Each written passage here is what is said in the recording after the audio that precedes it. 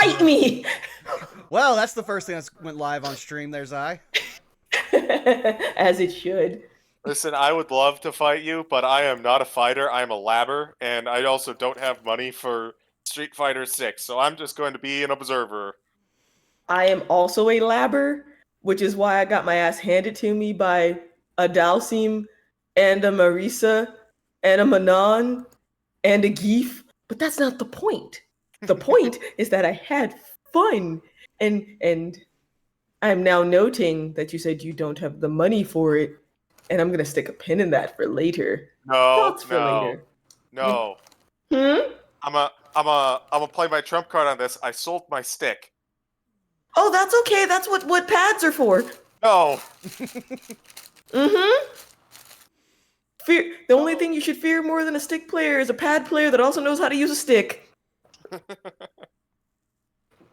And this is why I stay out of the fighting game discourse, because I am bad at them. Oh, Hey, see, me too. I never said I was good. I am the filthiest of casuals, depending on the game. The only fight game I'd actually say I'm good at is Dead or Alive. Tekken, filthy casual. I can do shit. I can piss people off with Lily, but that's about as far as it goes. Ultimate Mortal Kombat 3. That's all. God damn.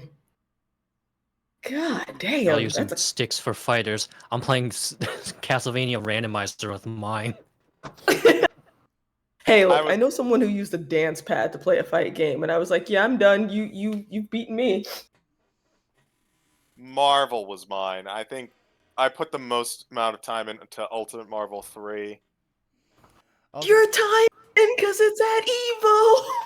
Yes. Also, excuse me, Zai, I have to attack your sexuality because it just popped up So- on my Twitter feed, and someone might have just posted Jury's concept art for this game. It's in Is it just her? Is it just her feet pics? Because that's No. pretty much the concept art. No. This is way all over the place. I mean, to be Jury's fair, but concept art. they are all over the place, but they are also 100% her, because we all know Jury is also all over the place. They're 100% her, and also some of these they basically kind of borrowed from and included in 5. So, like, the bottom left one that's to the right of the white and black suit, the main suit, someone technically combined that with, like, a Bancho style suit, and that was an unlockable in Street Fighter 5, or like a DLC that you could download, or a costume you could download. I just love the one on the far left that, well, not far left, second from far left, that just looks like, shit, she saw Cammy, like, what she was wearing for the whole thing. It's like, now I've got to change. So, third from the left kind of looks like she saw Manon and said, shit, we can't both walk out in this. But yeah, now we've got everybody here. Do we want to start doing our roll call? Sure. Someone else go first because you know what I'm going to talk about. Someone start as I pull up the checklist. I think that... Bob. All right. There we go. Hi, I'm Shadow Dancer Bob. You can find me on Twitch, Twitter, YouTube at Shadow Dancer Bob. I haven't been streaming lately because I've been editing a fuck ton as of late and doing Patreon exclusive D&D one-shots where I kill half of my party. You got a Patreon link we could drop for you, Bob?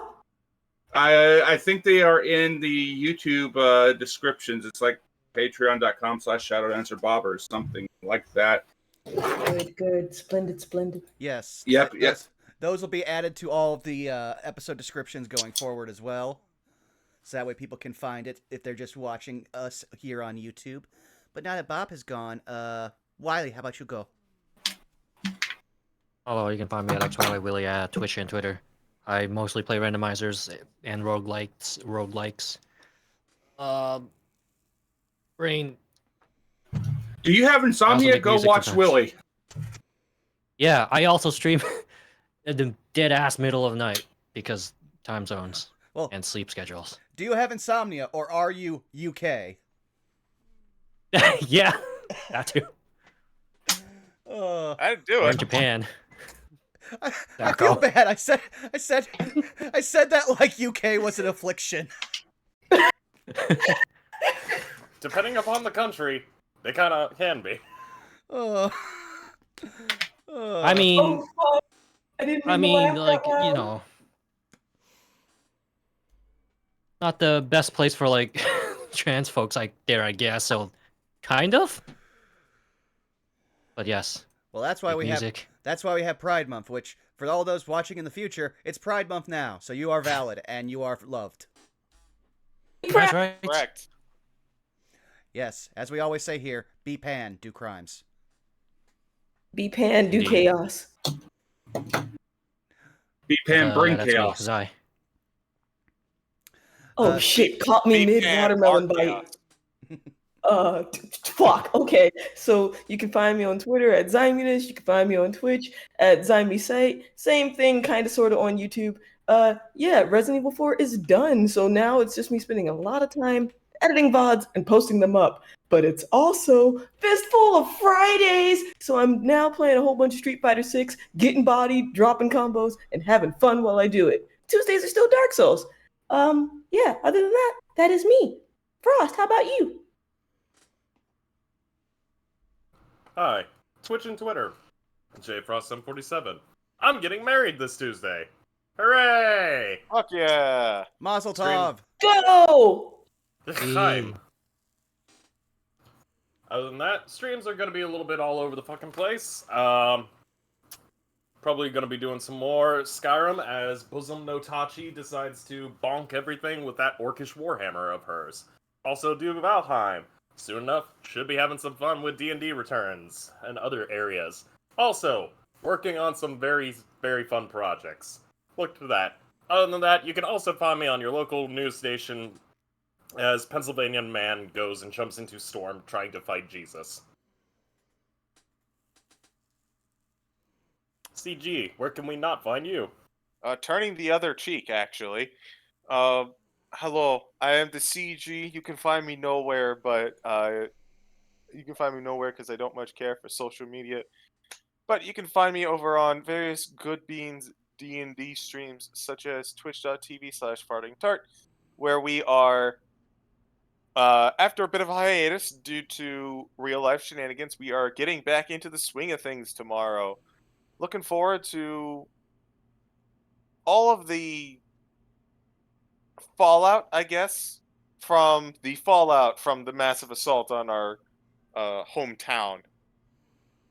Other than that, keep an eye out for not too long from now, but we don't know exactly when, but the return of our Tuesday games, which are being helmed not by me this time, but by one LeJake, who will be bringing us to, well, a different popular setting. Feel free to tune in to find out. And also something else, but I think I'll let Vaughn handle that. Why, yes, and you've already found me here at twitch.tv/burnoutvaughn.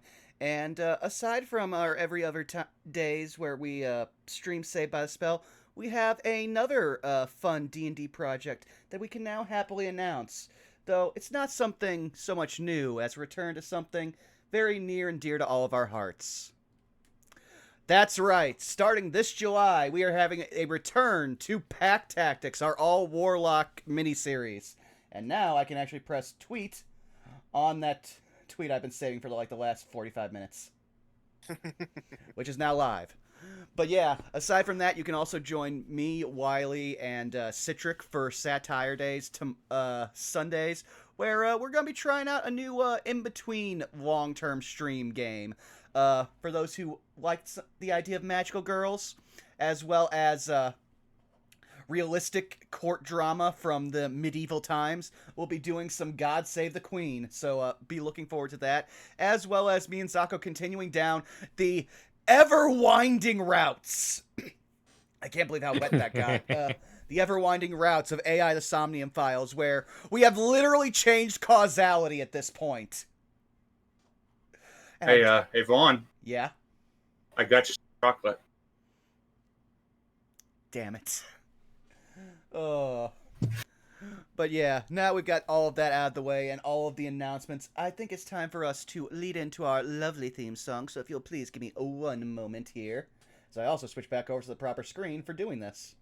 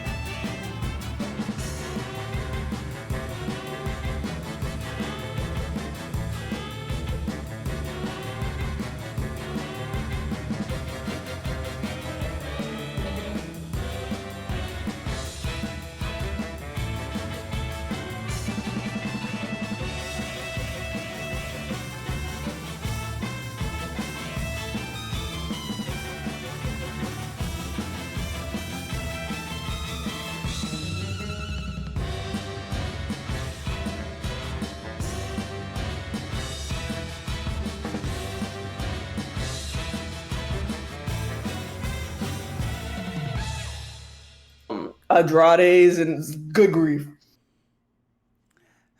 I love that I came in always at the most interesting times. Always Street Fighter 6. Always forever. Good grief or good geef? Yes! Yes! But also no! No Geef! Geef scary. No. But Frost, if you would please, take us away.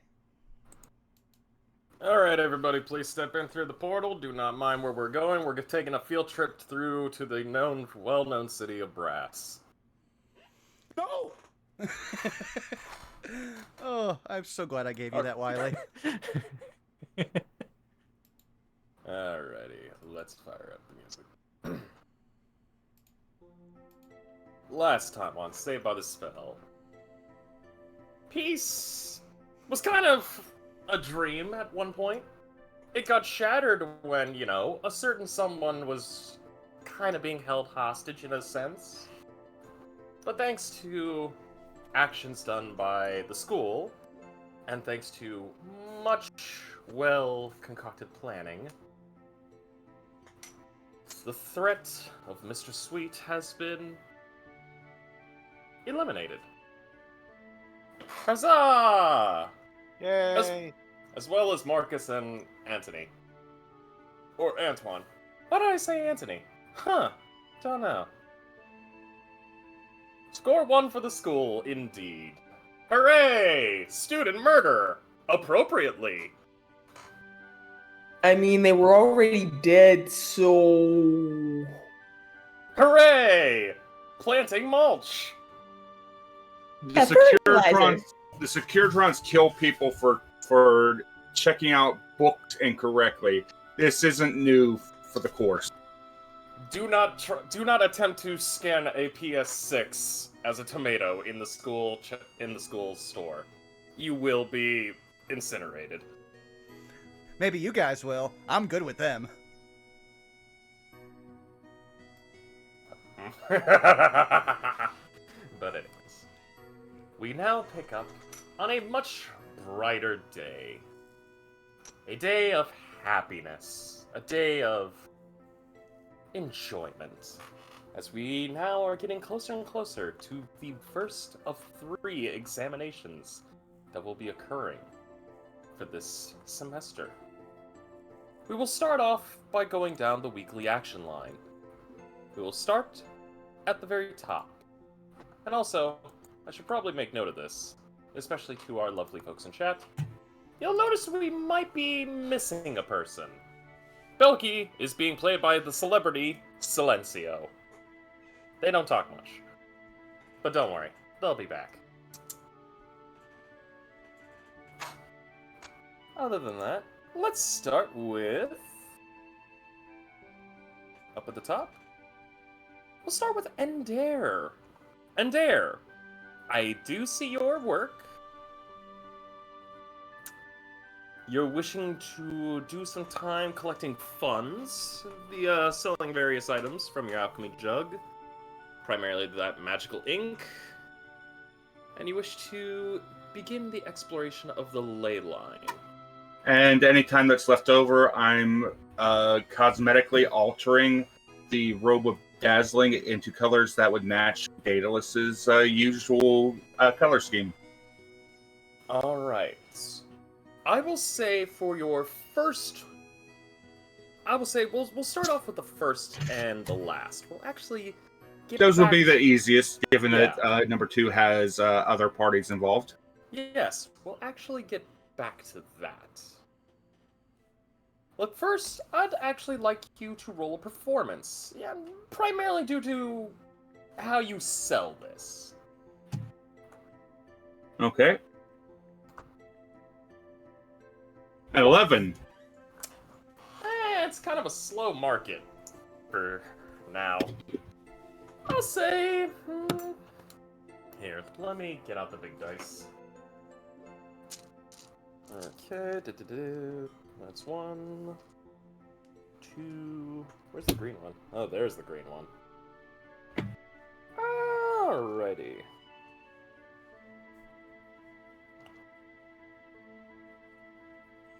Okay. Alrighty. We are going to roll. Okay, that's not bad. And there, I'm going to say that you make at least a 72% success rate.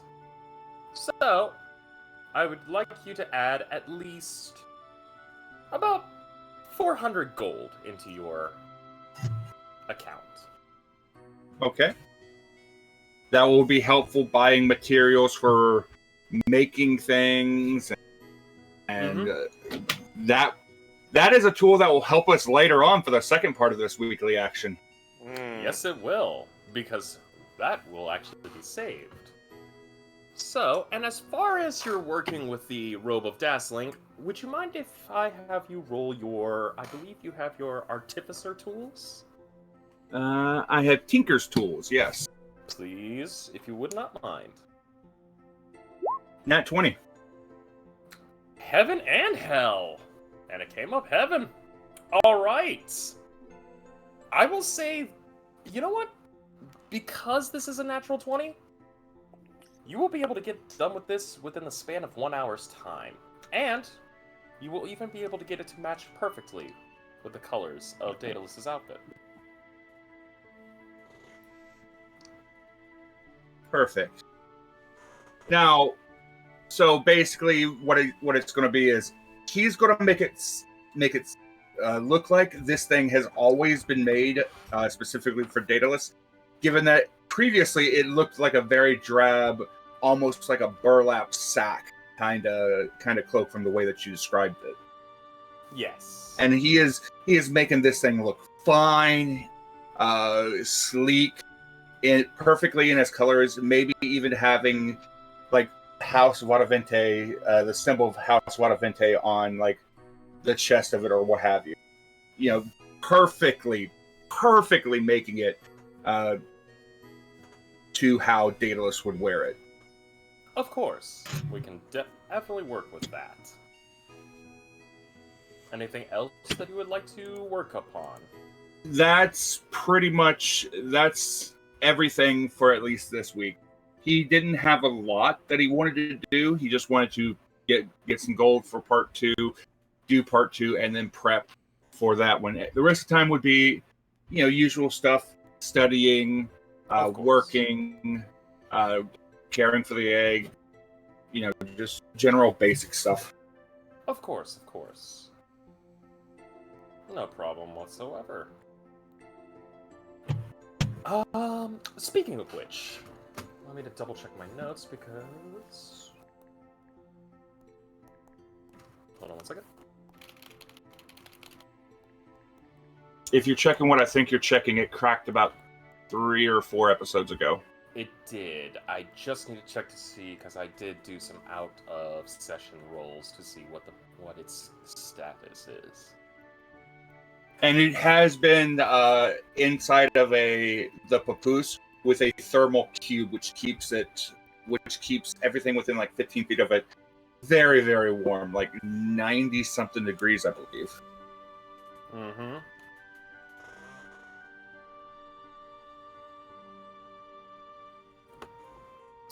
Ah, excellent. Excellent. I will say this, and there you will notice that the egg's cracks have grown much bigger. Currently, it seems as if over 43% of the egg is cracked. Okay. Not quite there yet, but it is. It's going along. Mm-hmm. If that is all right with you, I would like to move on to the next. Perfectly acceptable. Perfect. Thank you. Daedalus, Yes. I see that you have studying time, going to work, checking to see if any of your spells sold at the store, and depending upon how much you make, for repaying Owl Teamsters. Yeah. Daedalus may have only just realized a day after. Oh snap! I'm still in debt to basically the mob. Yes, you are. Well, let's first cover your studying. If you would please, I would like you to roll me general intelligence check. Okay.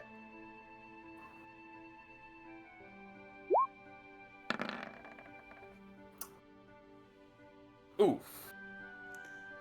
Roll 20, decided to chug just so it can draw out that nat 1 as long as it could. Oof. Yes, it could. I'm going to roll for severity. So, higher is worse, lower is fine. Okay, it's a very low severity. Don't worry about it. So basically, in terms of your studying, you're kind of not really focusing on your studies. You're kind of mentally, exhausted after the ordeal Yeah, would make sense. that you just went through. As far as your work is going, I'm just gonna put it as generally it's alright. There's no problem whatsoever. I'm not even gonna have you roll for it because, honestly, you're working as a you're working as a laboratory assistant. Mm-hmm. Now, in terms of your spells, I would like for you to roll me a performance. Okay. This will be super great because my boy's so charismatic, as we saw in the last several sessions. Mm-hmm. I just want to see what you got. Yeah. Oh, ironic. 714. So, as far as a marketing strategy, not really all that great. However, I am going to still roll for you and see what your percentage take is going to be. Only a 32% intake. I will say that you've managed to accrue at least, let me look on the table, about 225 gold. Okay. I mean, combine that with, a 3-day work week, since I've been also super busy with that. That's not too bad. Correct. Okay, In fact, I believe your job with pay is going to look at 225 plus this would equal. You're looking around like a 625 paycheck. I mean, that is very good for me, because that gives me... Okay, just a sec. I'm a former English major, so I have to, do 625 plus 4, 8, 10 equals... Okay, yeah, that's good, because then I can make a decent down payment. So, out of that, I will take 500 gold, and I will, give it to, the Teamsters, which should bring me up to 600 of the 2,400 that I need to pay. Correct. And that'll keep me good for 6 weeks, for 3 more weeks in game. Not bad. Not bad at all. Yes, and I should probably also put that down in the notes. Do-do-do-do.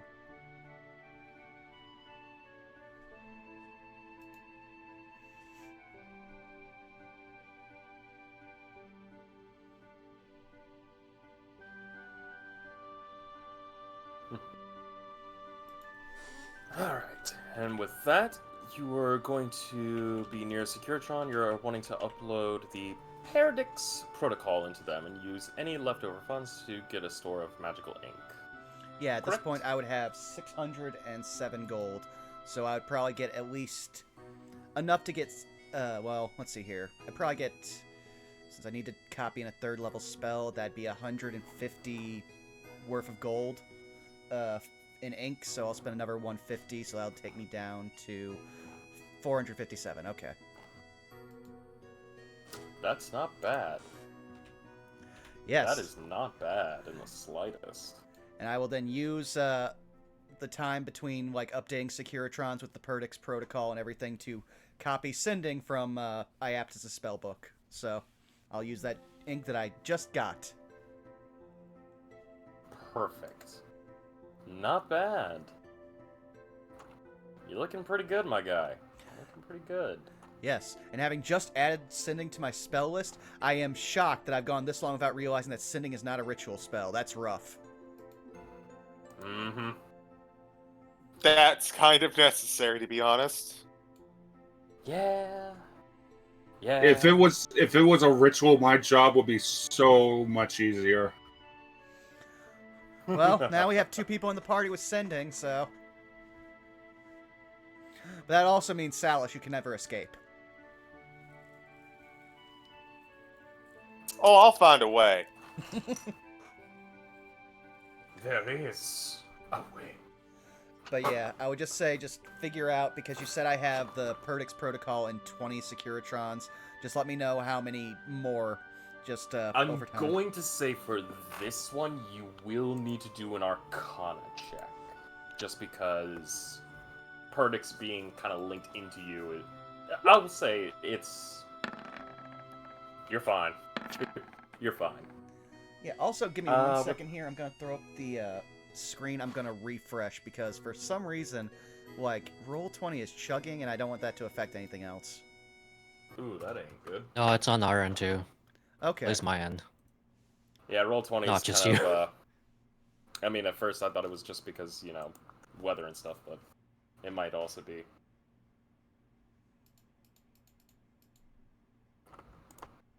Might be the new UI. I had to refresh it as well, but yeah, I was gonna say it could be the new UI that they just added. Oh, To be boy. fair, they did say if you have issues, just provide feedback since it's a new toolbar. Alright, also, if you could do me a favor and restart the music, because that just killed music on my end, Frost. Of course. Thank you. Oh, that's that might be a thing on your end. Oh, there. It's just, now, it's back. Okay. Hooray! So, how many Securitrons do I affect? Give me just 1 second. Just typing up all this information while I've got it.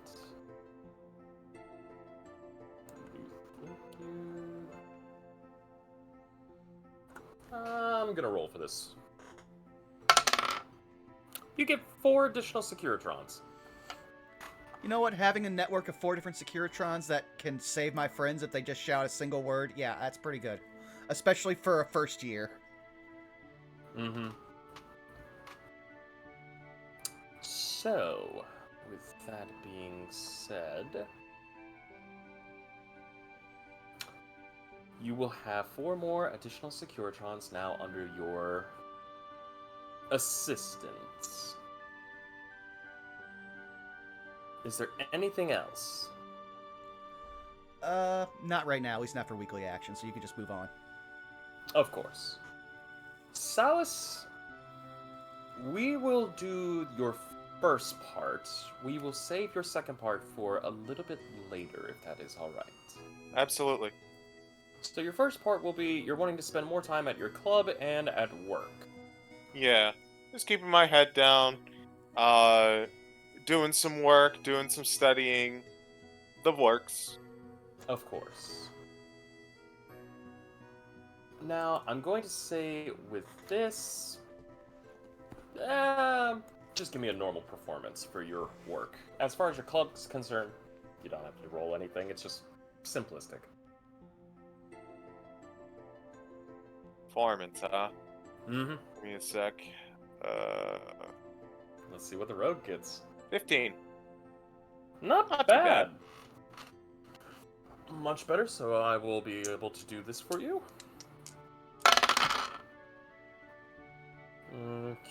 Okay. Do another roll because you did get good. Interesting. Data. Sorry. Salus. You get a 98% increase with your work. Because of this, you will get. Let's see. Table percent multiply equals. Oh. Salus. Congratulations. You are getting 1,020 gold. Damn. Much appreciated. That'll certainly do a lot better than the 17 that I had. The reason now I will actually roll for this because I want to see what the reason is. I do actually have a table for this. All right, that is that. I want to look at table. Oh, that would actually help. The reason you're getting such a high paycheck is due primarily in part of 3/4 of your entire work called off. Oh, jeez. So you kind of hefted a whole bunch of the responsibility on yourself. Ah, right. The eternal mode of Salus. Tired. Yes. Yes, it is. You gonna be alright, buddy? I'm Salus. I'm never alright. Aw, in your head. buddy. In your head. Hey, Salus, I learned a new spell. Go away. We have fun I here. am in pain. But I am away. That's the spell. Wait. Oh my god, you freaking nerds. Where do I even begin with you people?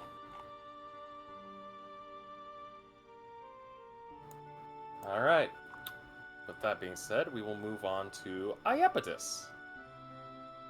Hoi.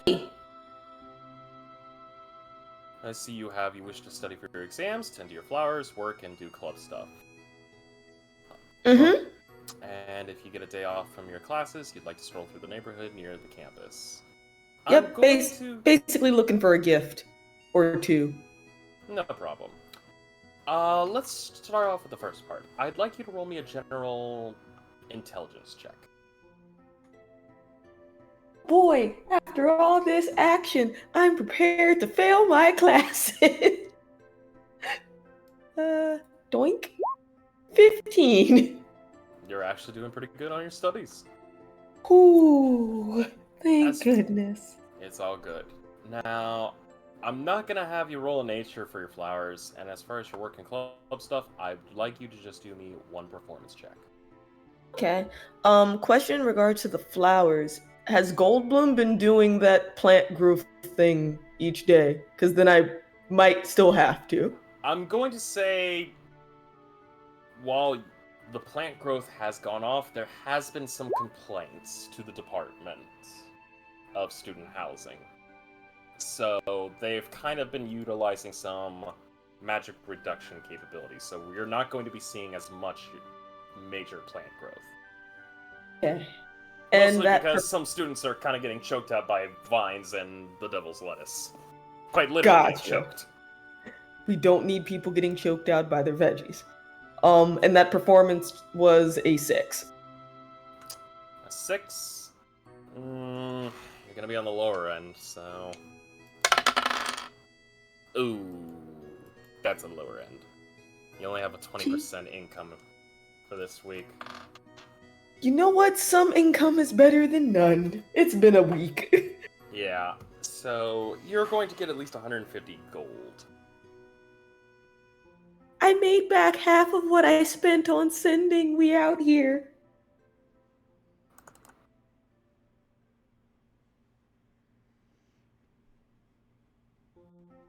Hooray!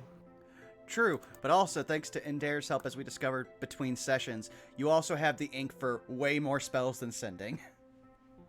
This is true, which reminds me, do I need to roll anything to copy down the spells, Jay Frost, or did I just spend time copying them? Because I had to copy down a lot. I'm going to actually... You know what? For this one, I'm actually going to ask you for a... I'm going to ask you for an Arcana. Okay. 13. How many spells were you wanting to copy down again? Just to refresh my memory. Boy, if I recall, Vaughn said I had 4 that I needed to copy down. I'm going to say with that Arcana, you will get 1. That is perfectly fine. So which one did I get, and what do I do about the other 3? Let's see. I'm gonna roll... You know what? I'm gonna roll a d for it. Okay. So if you have all 4 of them up, I'll tell you. Just tell me which one it lands on. Okay. 2. It landed on clairvoyance. You have clairvoyance. Okay. I already added them to my sheet, but I will pretend like they don't exist except for clairvoyance.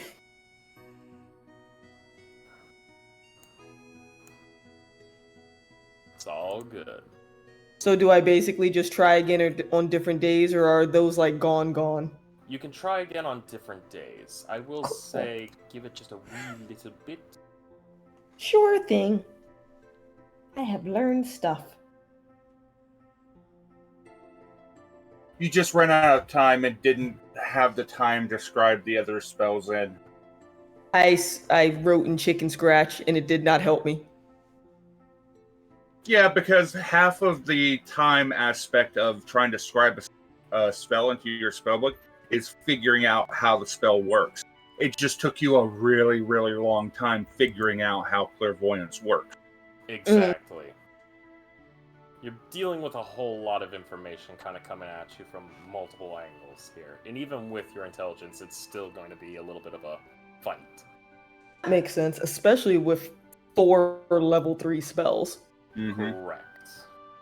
And half of the trouble is deciphering the spell work from their gobbledygook and converting it into your gobbledygook to be able to figure out how the spell works. Correct. It's the copying notes from textbooks all over again. Yeah. But your textbooks are in Wayne Ding's online classic. Yeah. Shit, not wingdings. Could be worse. The spell could be drawn out in dirty limericks. That would at least be easier to write out as opposed to translating online classic. I've seen somebody do that. Their entire spell book is just dirty limericks. That's actually impressive. You have no idea.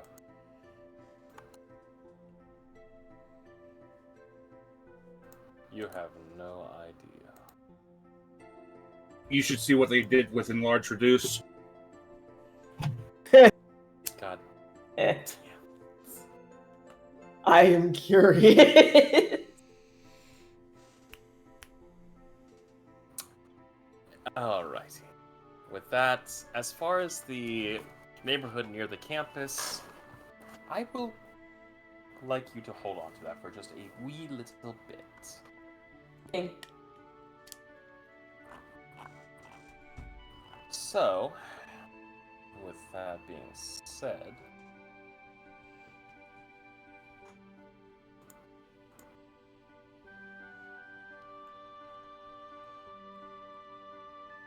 we will move on to Goldbloom. Goldblum. You wish to study animal behavior so you can better mimic them while wild-shaped to avoid suspicion. Yes. You wish to become Secret Agent Squirrel. Don't be suspicious. Don't be suspicious. Don't be suspicious. Don't be suspicious. I'm gonna say, make me a nature.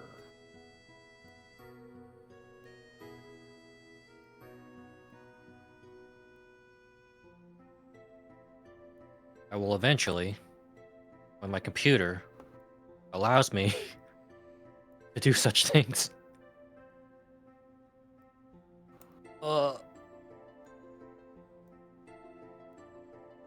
I clicked it. There it goes. Alright. She. Natural Oh, 20. there it is. Natural fucking 20. Nature, bitch. I can't wait for the squirrel from what is it? Ice Age. The Sword and the Stone to come after your ass. That's already happened in my Tomb of Annihilation game. Don't recommend it.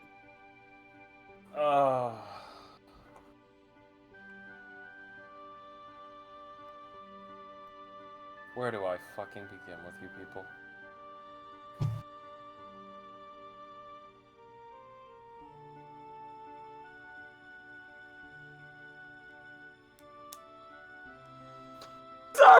Well, how do I put this?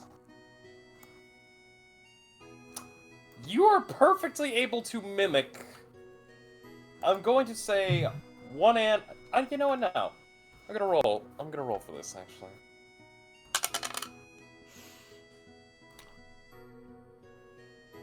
You can perfectly mimic,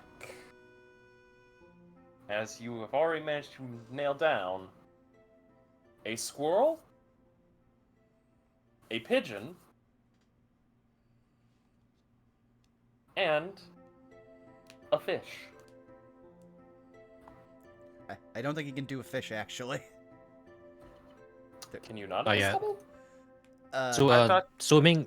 Wait, hang on. I thought I could do I'm pretty swimming. sure It's you flying get- that's last, right? Yeah, Yeah, flying is flying's last. I'm last. pretty sure you can swim now. I wasn't sure. I've never gotten to play a druid. Neither have I, Yeah. actually. That's probably the one type I've never gotten a chance to play. Hey, as a long-form druid player, it's so fun just having all the answers. It's so fun. I wonder why. Also, A squirrel, a pigeon, and a fish. all things you wouldn't know as having grown up around dwarfs. True. Nope, but you have studying. Especially considering the fact that this campus has all these animals. And as far as the pigeons are concerned, I mean, you can find those fuckers anywhere. You know, like flying above my car, shitting on it! Anyways, enough of my personal tangent. I feel that. So yes, Goldblum, you've gotten I can very burst. proficient within mimicking animals. In fact, Wait, I it's can't. I practically can't turn into spot a on. pigeon. You can turn into a flightless pigeon. I mean, you can know that you I can feel- know that you've seen a pigeon, and then later just have it when you get to that point. Yeah, I'll say True, that you do have fair. an understanding of it. I shape. That was shape kind of the I wild crowning shape into pain a of that. flightless pigeon. You turn into a bird that has no wings. Kill me. The man turned into an emu, a small emu. I'm pretty God. sure. Turns I'm into pretty a sure you kiwi. can't handle a CR that high. I don't Why think do any I of us can. I just imagine wingless pigeon Goldblum just outside of Silas's room. Help me! Wait. While Silas is trying to sleep. I corrected myself. It's just Tubbs, because Tubbs can't fly. Yeah, Tubbs. It's Tubbs, Oh, except without the fat. It's just beef. It is Tubbs. Oh god. The bird that can't die. Alright. With that being said, I would like for 3 of our party members that have events that go outside of things to be ready for this. Monsieur Ender, or should I say...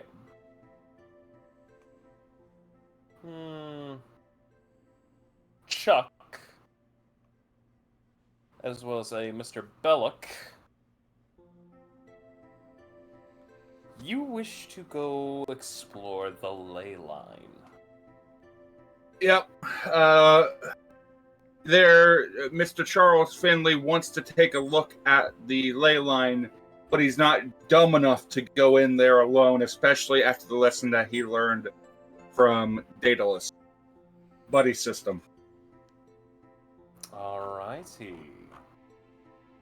So he's going to approach his good buddy Bellic for a bit of backup. But of course, I am at your beck and call, Monsieur Charles.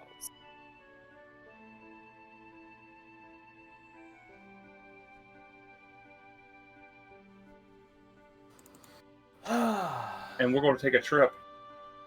Gonna take a trip in the favorite rocket ship. Sounds I would take Daedalus, but I don't trust Daedalus in there. Oh, Oh. Can you imagine Daedalus inside of the ley line? I mean, that Daedalus can't be trusted with coffee. I don't know how he could be trusted with any of this. Ironically, he would also be the closest thing you would have to an expert. Okay. It's not what you think it is, boo. Oh, no it ain't. Because now we get to the fun parts. Apologies, I'm going to need to change the music here. Now let me see if I've got a little bit of... Need to go to here. Let's see.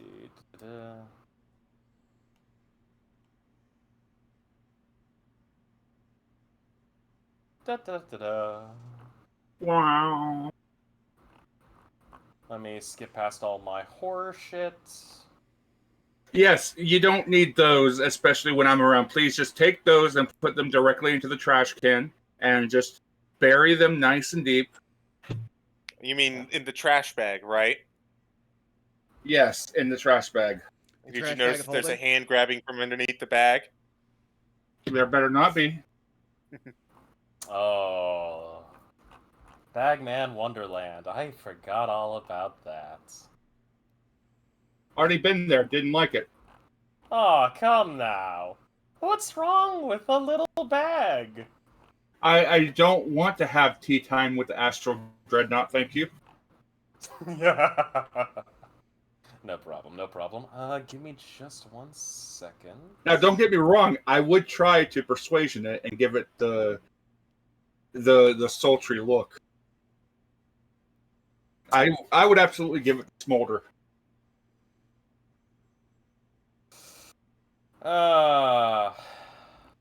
Goodness, I love you, man.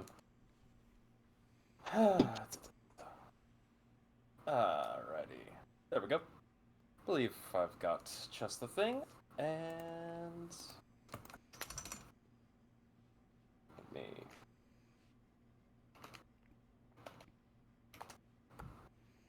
Okay, let me bring up some... Yes, here it is.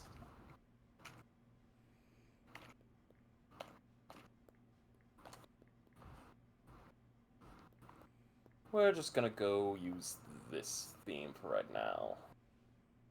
And I do want to give you a heads up Yes. that I have used an alchemic tinkering on my coin purse Ooh, okay. before we go into it. If anybody touches it, if anybody touches it besides me, it's going to scream. Yeah, no. Alright.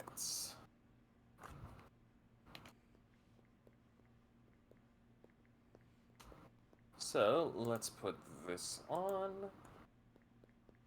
Hopefully everybody can hear this.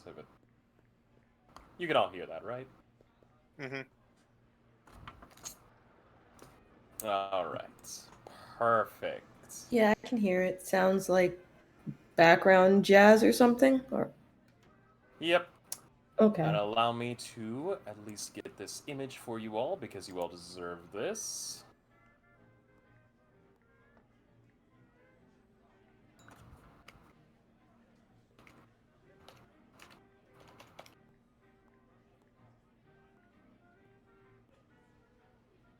Pictures.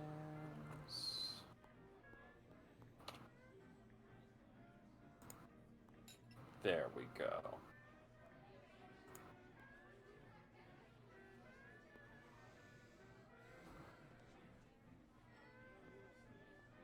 And let us show. Chuck, Bellic, you both approach the area that you have been informed of is one of the entrances to the ley line.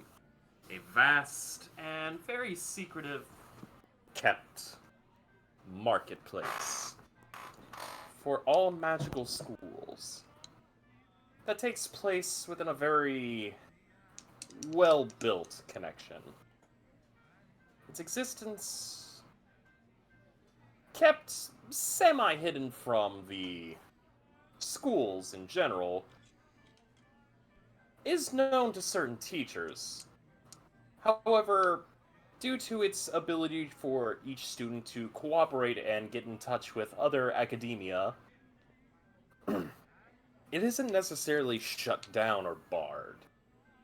In fact, it's somewhat encouraged in some areas, as it allows for talks of communication. And so,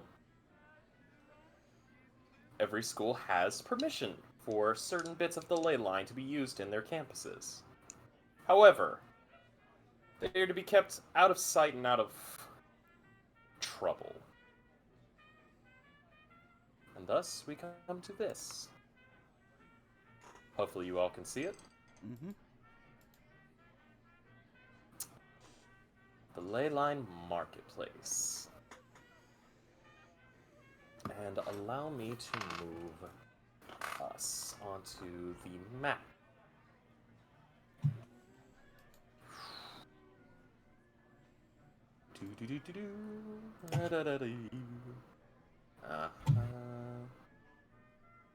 There we go.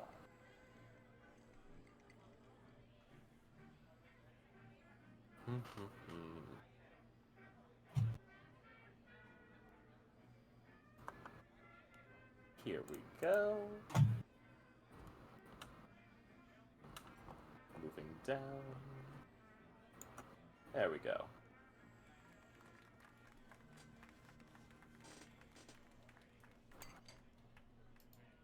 Welcome to the ley line, gentlemen.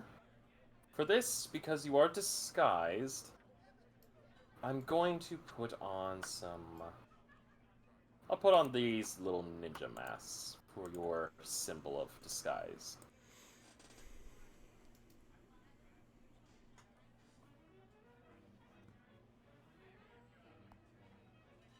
So, gentlemen, is there anything in particular you're looking for in the ley line, or are you just wanting to explore? I have included a list of items that I am passively looking for in my weekly action, but generally I am here to explore and scout the location before the location is revealed to the rest of the group.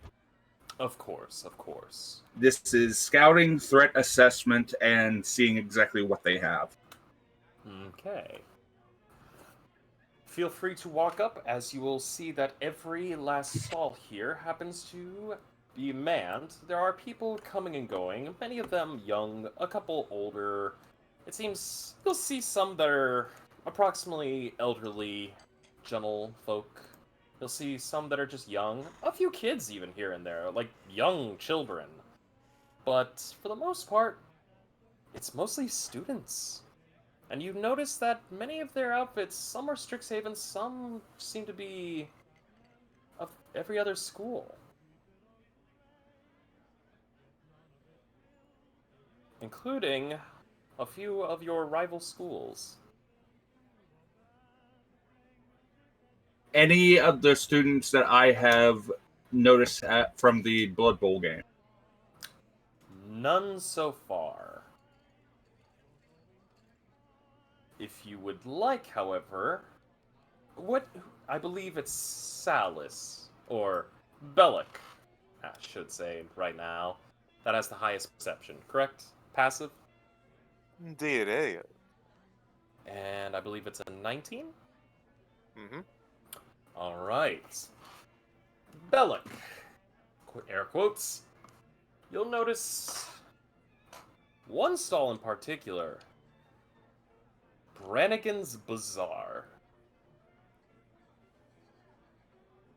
And you'll see this very tall, very nice, kind of, not orangish, a very light tan, blonde-haired man, kind of, manning the stall. And he goes, "Come here for all your magical needs. All your magical items that you'll ever need. All your potions, your brews, your defenses, and your dark arts. You there, sir." And he points over to you. "Can I help you?" Belloc is going to give an elbow to Charles.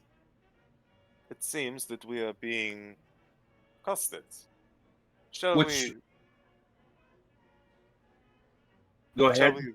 we? Shall we reply to this summons? Well, I don't see why not. After all, it's best to get a lay of the land after all, see who we can make friends with. And he will follow Bellic to take a look at this man's wares. Was it this stall that you were referring to? Yes. This stall in particular.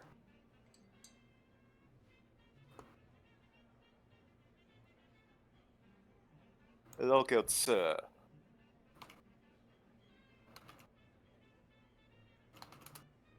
How can I help you, fine gentlemen, this evening?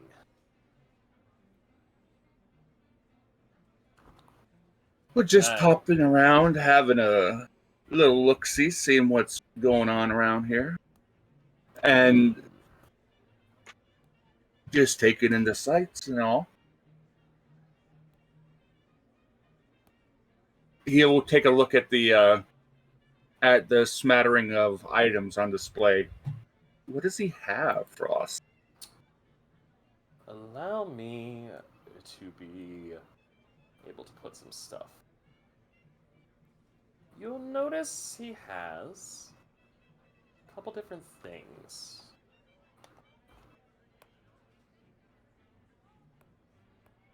And allow me to put this all down, as I will do this for you. The items you see before you is a coin, what appears to be a vial container that holds dust, scrolls, an acorn, a handkerchief that seems embroidered in silver, a very nice looking ring, what appears to be a shepherd's staff, a dagger, a mug, and a torch with what seems to be a snuffing device kept on top of it. Do any of these items catch your attention? A lot of things catch our attention. Oh, come on. Tell me about the mug. Ah, very good eye indeed. This, as he lifts it up, is a bottomless mug. It's a masterwork stone mug of the highest quality. Despite being average size, the mug itself can hold up to what's rumored to be 10 gallons or 40 liters of liquid. As he holds it in front of you. Only weighs about 8 pounds. And it's only 50 gold pieces. Now tell me, does it have a particular item that does it have a particular liquid that's already inside of it, or is this it can store whatever you put into it? Can store whatever you put into it.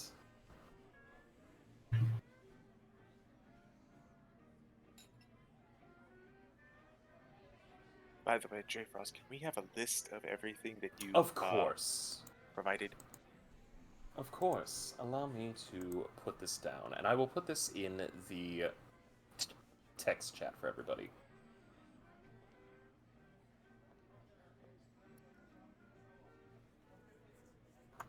Okay.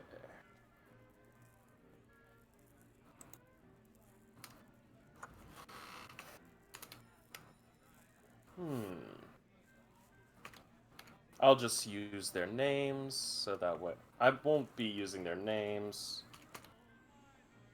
Actually, you know what? Fuck it. I'm gonna do this for you, because I feel as if this would be polite enough. Do forgive.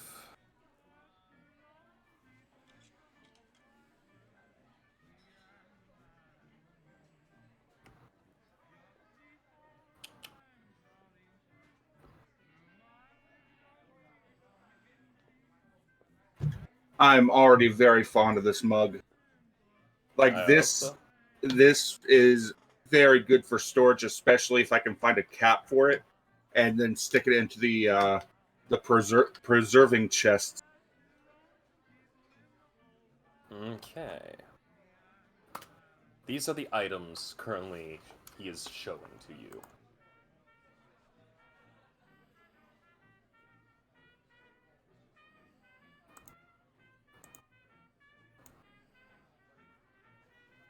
He'll go ahead and Chuck will reach into his pouch and he'll pluck out 5 platinum and hand them over for the mug.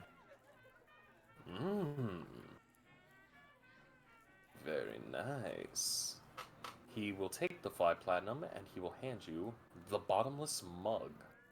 How about you, sir? And he points to you, Bellic. Anything catch your eye? His dagger was really appealing to me. Ah, I see, I see. Good old-fashioned dagger. He pulls out the dagger. This is a dagger of whittling. Dagger can be used to whittle a 6-inch piece of wood into any kind of small object. You can carve toys, figures, other items made of wood. From what I can say, they usually turn out to be about at least 10, up to a maximum of 10 gold pieces worth. Only 50 gold pieces. I've never been really much for knickknacks. Appreciate it, but I think I will pass. Hard sell, hard sell. How about something else? Anything else here catch your eye? It's a nice handkerchief. Ah, yes, it is. And he takes it and he goes, "Would you like to see a magic trick with this?" I suspect there would be a magic trick regardless, but of course. Okay. And you watch as he takes this 12-inch piece of silver fabric. And as he flaps it up, it goes, "Stile!" And you watch as the fabric stops fluttering and immediately becomes flattened. And he sets this flattened piece almost like it's a square pane and goes, "Take a flick.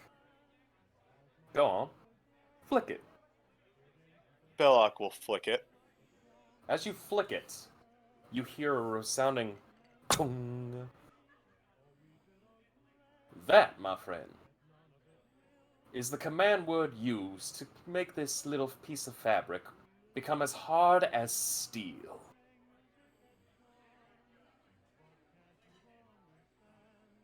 Quite the party favor.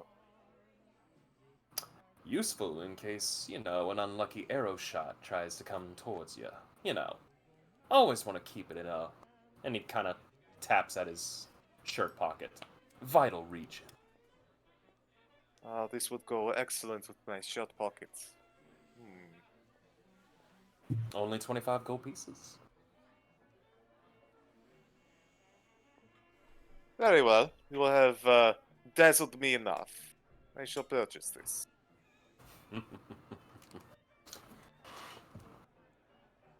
He takes the piece of gold off of you and he hands you the handkerchief. Alrighty, gentlemen. If I may I offer you a look at maybe some of our more finer items? You have offered me quite a bit. And I like you. I really do. Chuck gives a little bit of a smile. Why not? Alrighty. Give me just a second, my dear boys, and let me take a look at what I got underneath. Above game CG, I like the idea of the acorn and scrolls as well. The acorn for Goldblum and definitely, and depending on what the scrolls are, definitely for Zion Vaughn. Oh yeah, for our two wizard friends, absolutely. Admittedly, the all or nothing coin also kind of strikes me as something that Belky would have a lot of fun with, depending on what it does. It takes him a few moments, but eventually the bazaar marketer comes back up with a box, and he goes, "Now this is worth quite a bit. Not so easy." And you watch as he unlatches the box, turns it, and opens it up. And within you see a pair of gloves.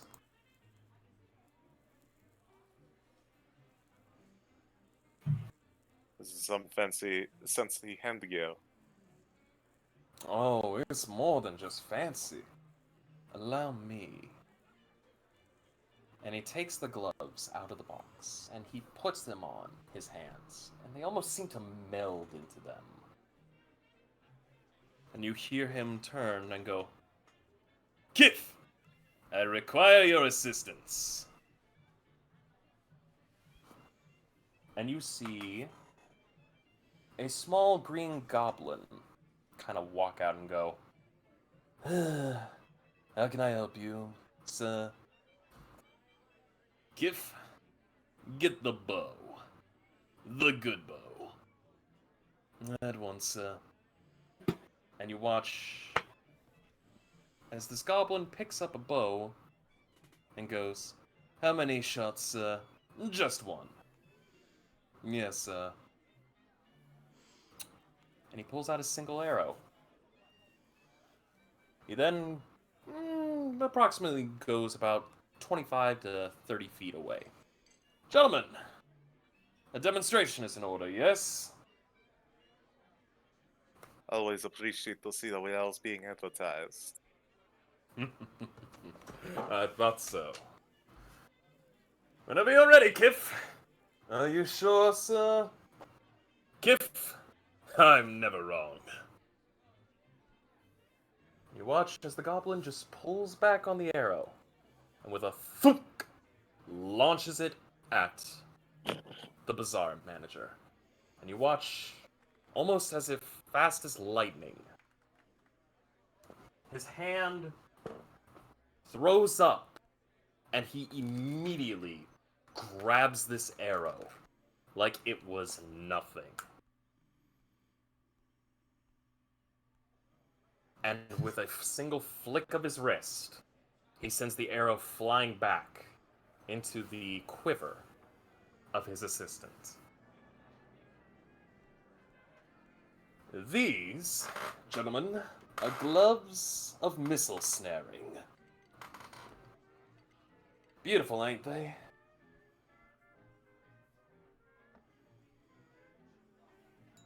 Only weigh 2 pounds.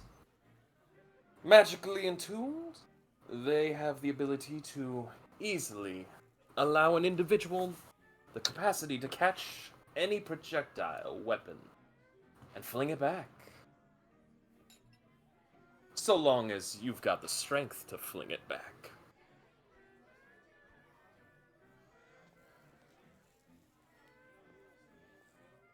I All particularly had. Oh, go ahead. That's quite the fancy doodad. Ah, yes. This is my only pair, though. And these kind of items are very hard to come by.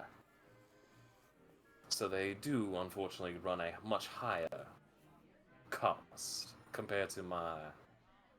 Well, and he ushers his hand back to his table. Other items.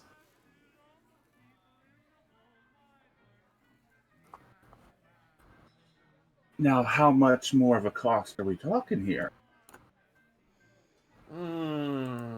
Like I said, they're my only pair here. So, unfortunately, about 3,000 gold pieces.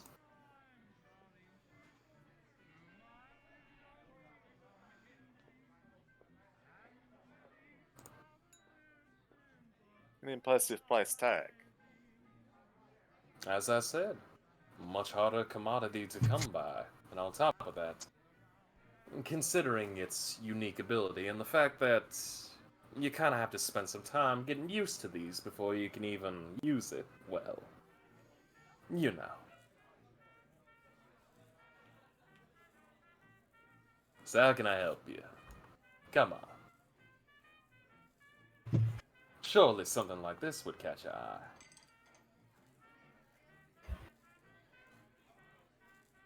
Definitely something that would catch my eye, but unfortunately, a little bit too rich for my blood.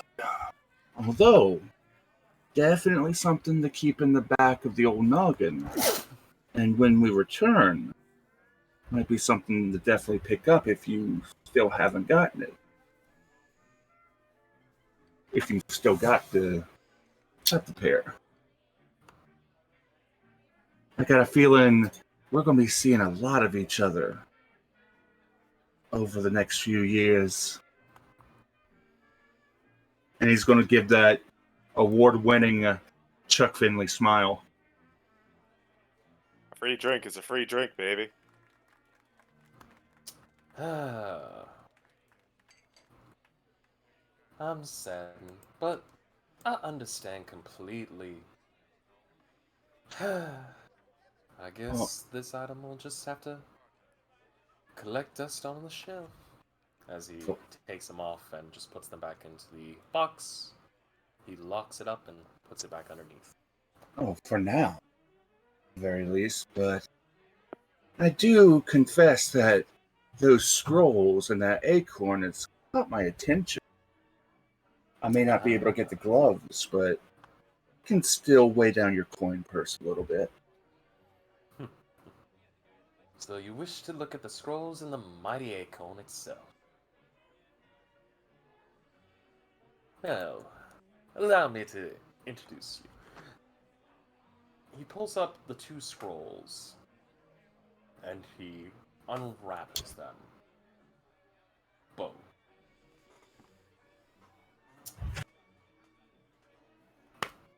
Feel free to write in one of these scrolls. And he hands you a pen.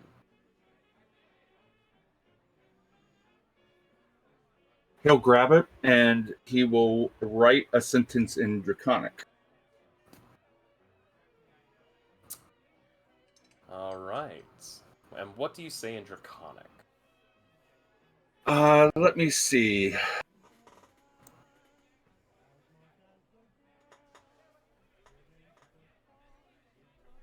When life gives you lemons, throw them at the zombies.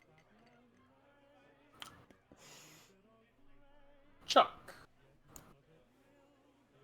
As you write down this sentence into this one scroll, you watch as it appears exactly the same on the other scroll.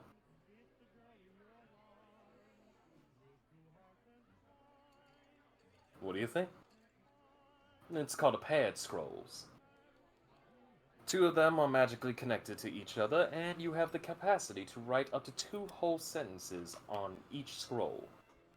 They become inactive for 24 hours after that, but after 24 hours, anything written on the scroll fades.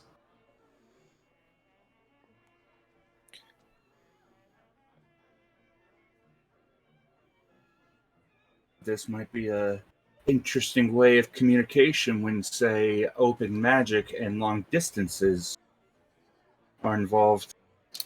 Of course, and the best part is, as long as the scrolls are on the same plane of existence, whatever was written on one will appear on the other.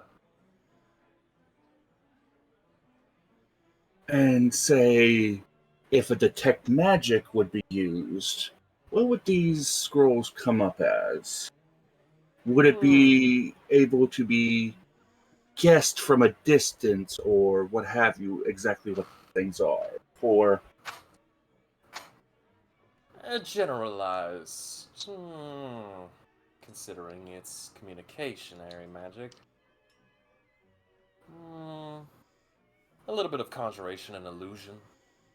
Mostly because you're conjuring something to another part of the world, while at the same time, illusionary magic makes the appearance.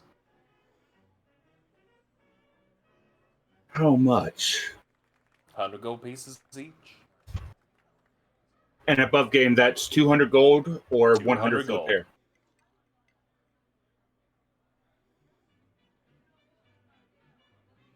I'll take them. Deal. He goes ahead and he drops down 200 gold. He takes the 200 and hands you the pair of scrolls. And I believe you were looking at this acorn? Indeed. Plucks the acorn and shows it to you.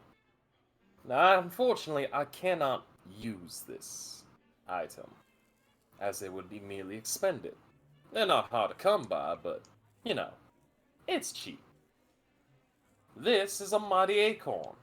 You throw this on a patch of earth, at least 5 feet wide, at the bare minimum, it'll grow up to a 20-foot tall oak tree.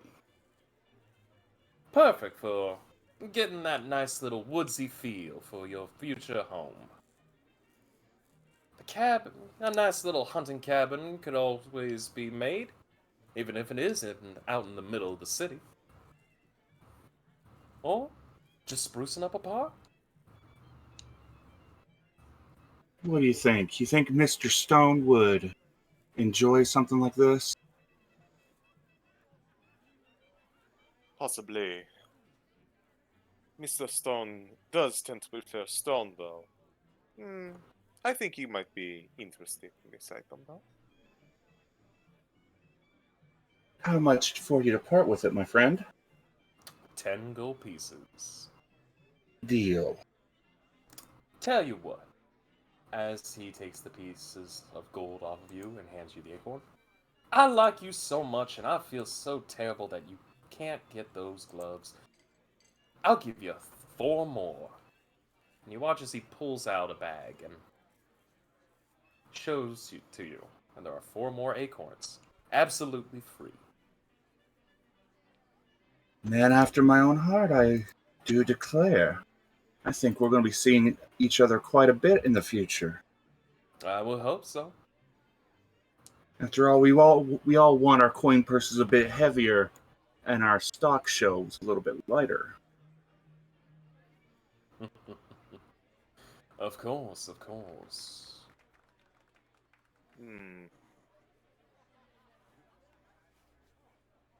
The sweet talk is nice, but I feel that a free gift, oh, that doesn't strike me so good. I'd prefer to do a little bit of payment of my own. And Belloc is going to pull out 5 gold. Who've been so generous to us, and we have been also willing to give you adequate business. Could you give us a little bit more information about the place? What do you need to know? The ley How line many? is... Go ahead. The ley line is... free market. Deals, oh, free market or not, salesmen have opinions about one another. I'd like to see if you could perhaps provide some insight onto some of your competitors. Good, bad, what they have, what they're lacking, whatever you're willing to part with. And no pressure.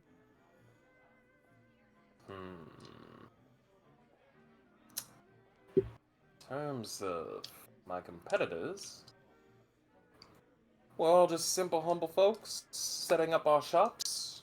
Schools, of course, always need. And of course, it's not just the schools. There's multiple areas we tend to do our business. Hell, the ley line has open entrances in places such as Baldur's Gate. We have some places such as Stormwreck Isles. Hell, we even have some business that's done over in the Far Eastern lands. Of course, certain parts, no. But as far as my competitors, we're all just simple folk. Trade, buy, sell. Magical items, non-magical items, foodstuffs, rare, not rare. You want it, you can probably find it here. Of course, there are the tycoons that you can't really beat. I mean, and he kind of gestures to all the stalls around. You'll notice that we're all just a bunch of happy folk. There are, however, some buildings here that you'll notice much bigger, warehousing areas that also happen to have shops built into them. Those are owned by Pride Incorporated. Oh. That's where you'll find some heavy stuff. I imagine that the items that they would sell would be a bit beyond our price range, admittedly, but the information is appreciated. Pride Incorporated, eh? Yeah, that damn Leonin. Ever since he got that damn business of his to get all the way up to it is now. Makes us look like a bunch of chumps. Practically sells to venturing guilds, security businesses.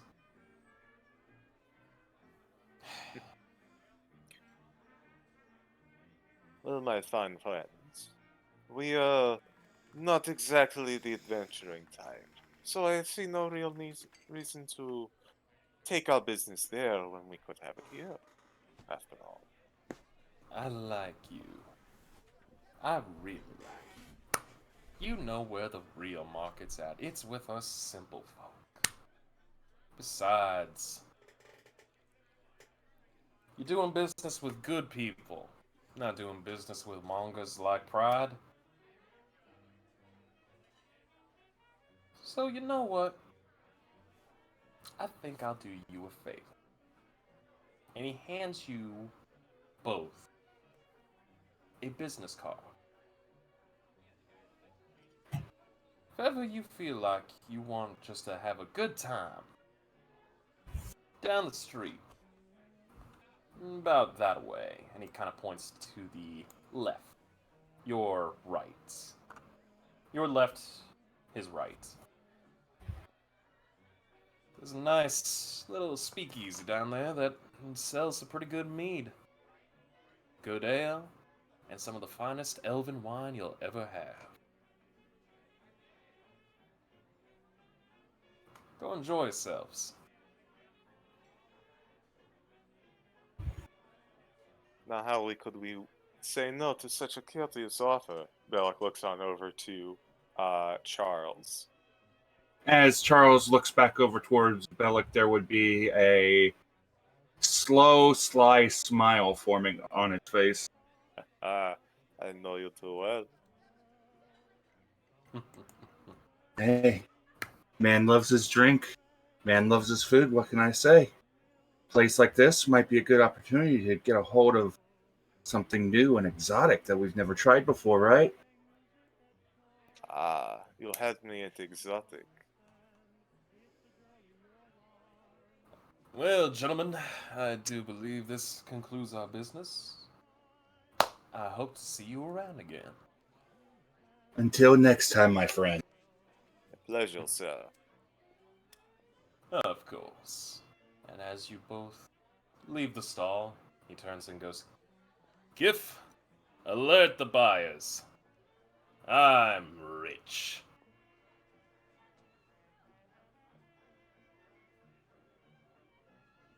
A little bit of a smirk as Indare and Salas walk away with the goods, some goods for their friends. This place is very interesting. Are we out of earshot at this current juncture? Oh yes, you are certainly out of earshot. Oh, I didn't know how much I could handle that hokey accent much longer. Ugh. But Hey, you're right. you did pretty good. Yeah, I'm doing good. Hey, you're doing quite good there, Chuck. This place is gonna be really good for information. Mm-hmm. Information and supplies. Yeah. Oh, and of course, looking over particularly to the acorns that you picked up. Just a little bit of fun. Though, don't show those to Belky. I have a feeling that she's going to put one in just the worst place. Oh, those are gonna be terrible. Though I was thinking of giving maybe one of the scrolls over to Belky. Knowing her, she tried to cheat on the exam with it. Of course, we'd have to have someone on the other end. True. But then again, it would probably be a Timony. Yeah, those two are real thick as thieves, aren't they? Unless we want to take an opportunity to pass these over to Daedalus and Iapetus, given everything that he's been going through the last few days. Admittedly, that's kind of what my thoughts kind of drifted to. I also imagine that Iapetus would like to have at least some way to keep in touch with her brother and make sure that he's keeping himself out of the winds, if you were. That's fair. Still, I thought there was a little bit of something for everyone, though admittedly I didn't want to just start buying things willy-nilly, especially if we're planning on coming back with the full crowd. True. But at the same time, if we say pick up a few things here, pick up a few things there, get the merchants to know us a little bit better when we show up again, they might be better on the prices for the group. Mm-hmm. Couple friendly faces is great for lowering and getting those ever so crucial 5% off.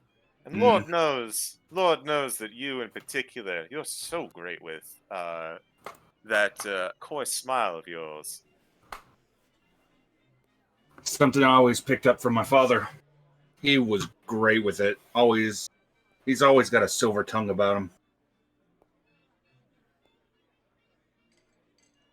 You know, I always hear you talking about your mother, but very rarely your father.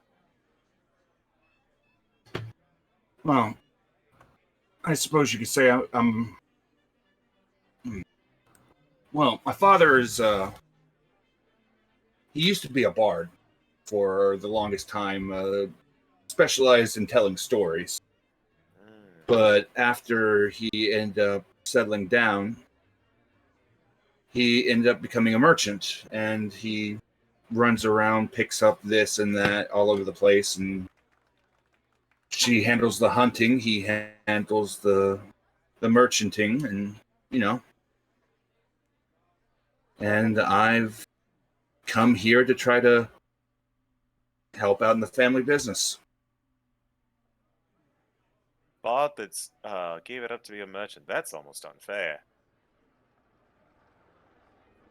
I know, right? He will talk you out of your entire coin purse, and you will be happy that he did it. Well, and there, I can see that you're certainly uh making your strides to get to that point. You're quite the little socialite, and you're doing quite well for yourself in that front. I appreciate that. I would like to see you out and about a little bit more, but I understand the wanting for privacy and solitude. I do appreciate you, you know, stepping out of your comfort zone and coming out here with me. Well, couldn't leave you in the lurch. Couldn't leave any of our buddies in the lurch recently. I don't exactly have a lot of friends. Got to keep close to the ones that do, right? It is surprising how often that right there is common amongst our friends. And we're all just a little bit not. None of us are exactly the sparkling socialites that some others might be, but we all appreciate each other's company in our own way. Though I imagine that the circumstances that led to us being a little ostracized are different. Can you imagine? Like I understand some of the situations with uh Iapetus and a Goldblum. Can you just imagine a Daedalus in a high active setting trying to make friends and not understanding why people might not make friends with him? I imagine that would be a little bit chaotic. Oh, before I forget, I got something for you. Oh, And he digs into one of his pouches, and he pulls out this small little baggie, this velvet baggie, and he reaches into it, and he pulls out a couple what looks like these almost milk chocolate white pieces of soft, chewy candy. I made these recently. I want to give at least one or two to everybody in the group for everybody to have on hand, and he will give you two quick cure drops. These are pieces of soft, chewy, uh, almost. If you've ever seen those coconut bars that you would get from a gas station, the red, the white, and the yellow ones, it has almost like the same chewy texture of it, but they are lesser restoration pieces of candy. They're the ones that he made last week.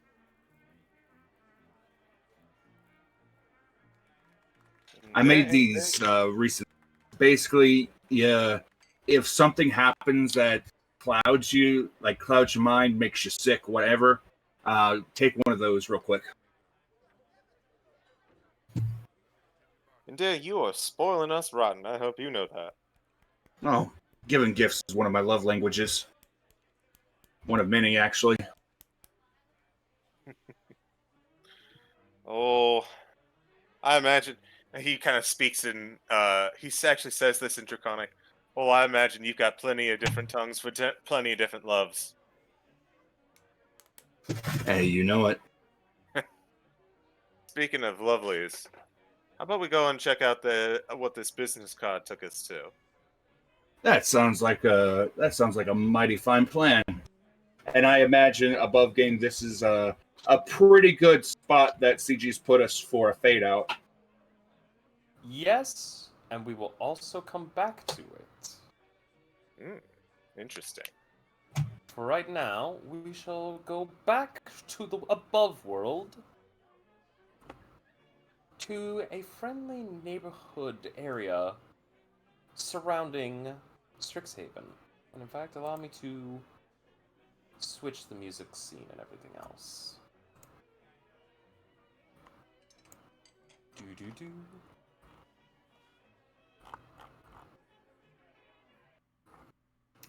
Let's see now.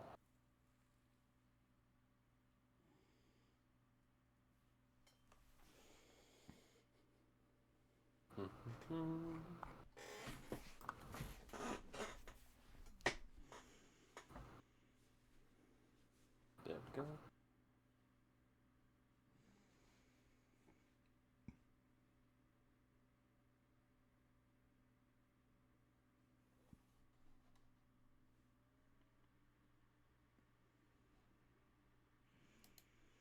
Let's see, was this it?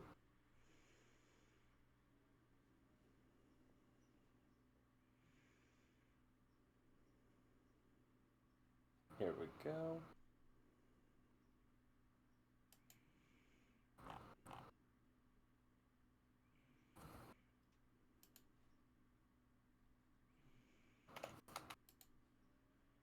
There we go.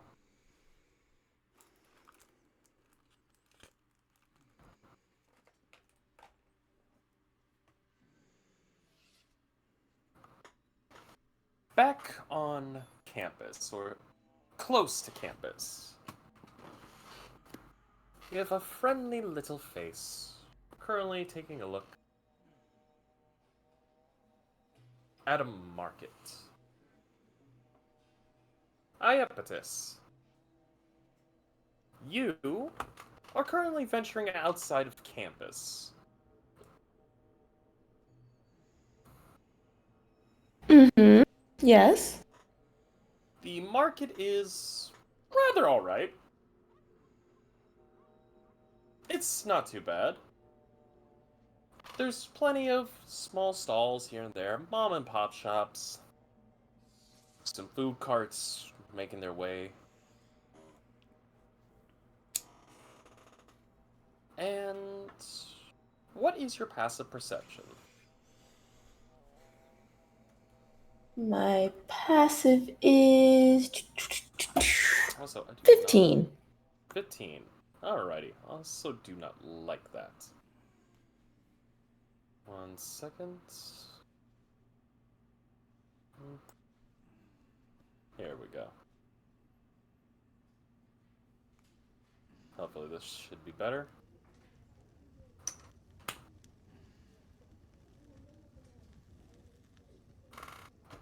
For you. Actually, I don't even like this one either. The entire neighborhood sounds sinister. You're right. I don't like that. I'll make sure that this music... So this is why they don't let us off campus. Yeah. Forgive everybody. Unfortunately, some of the audios that I have apparently been corrupted, so therefore I'm having to rely on some older stuff. Roll20 does not like me, apparently. I'll have to look up some new audio. Wiley, I might be stealing you later on. I have an entire royalty-free folder of D&D-esque music. If you wanted, I will send it your way after this. Thank you. It's just ambiances I need. Got you. Right now, with a 15, you will see a nice little thrift shop that's being manned by what appears to be an older gentleman, a Triton.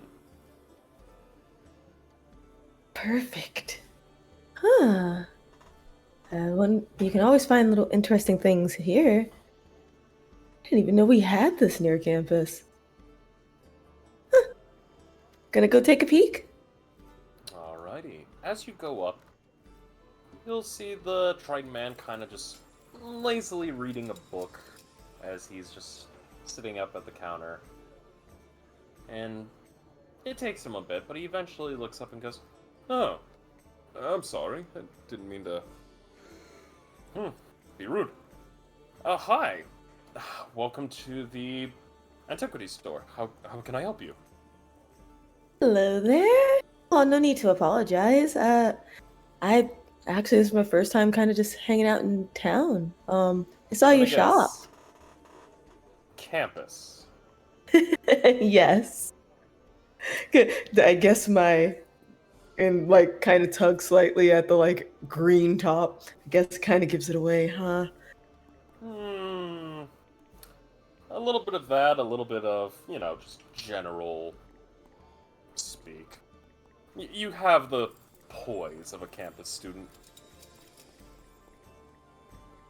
She's going to look slightly shocked, not offended, just kind of like, huh, never would have thought it. No, you're fine. How can I help you? We have wares of every kind here. Oh, I love little stores like this where like you can find some of the most intriguing treasures.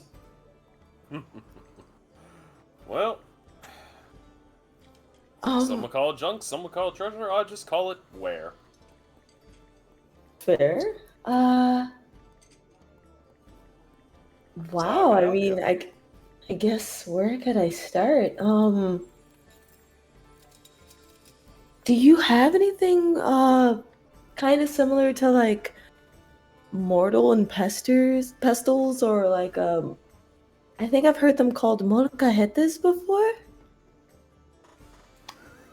Never heard that. As far as a mortar and pestle, he kind of just goes, let me look at the old medicinary section. Here, follow me. And he kind of just walks into a few aisles, and he goes, alright, should be up here somewhere. And, oh, there we go. He pulls out a small mortar and pestle.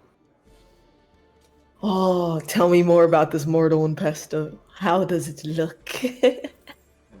It's fairly decent. Seems to be made of a small granite material. He's like, Does it look like it's in good condition or that maybe like it needs a little love? it's in good condition. The only thing I will say is that there is a small little crack up top at the mortar, but the crack itself looks as if it's just, a small nick. Ooh. Would this be what you're looking for? Actually, yeah.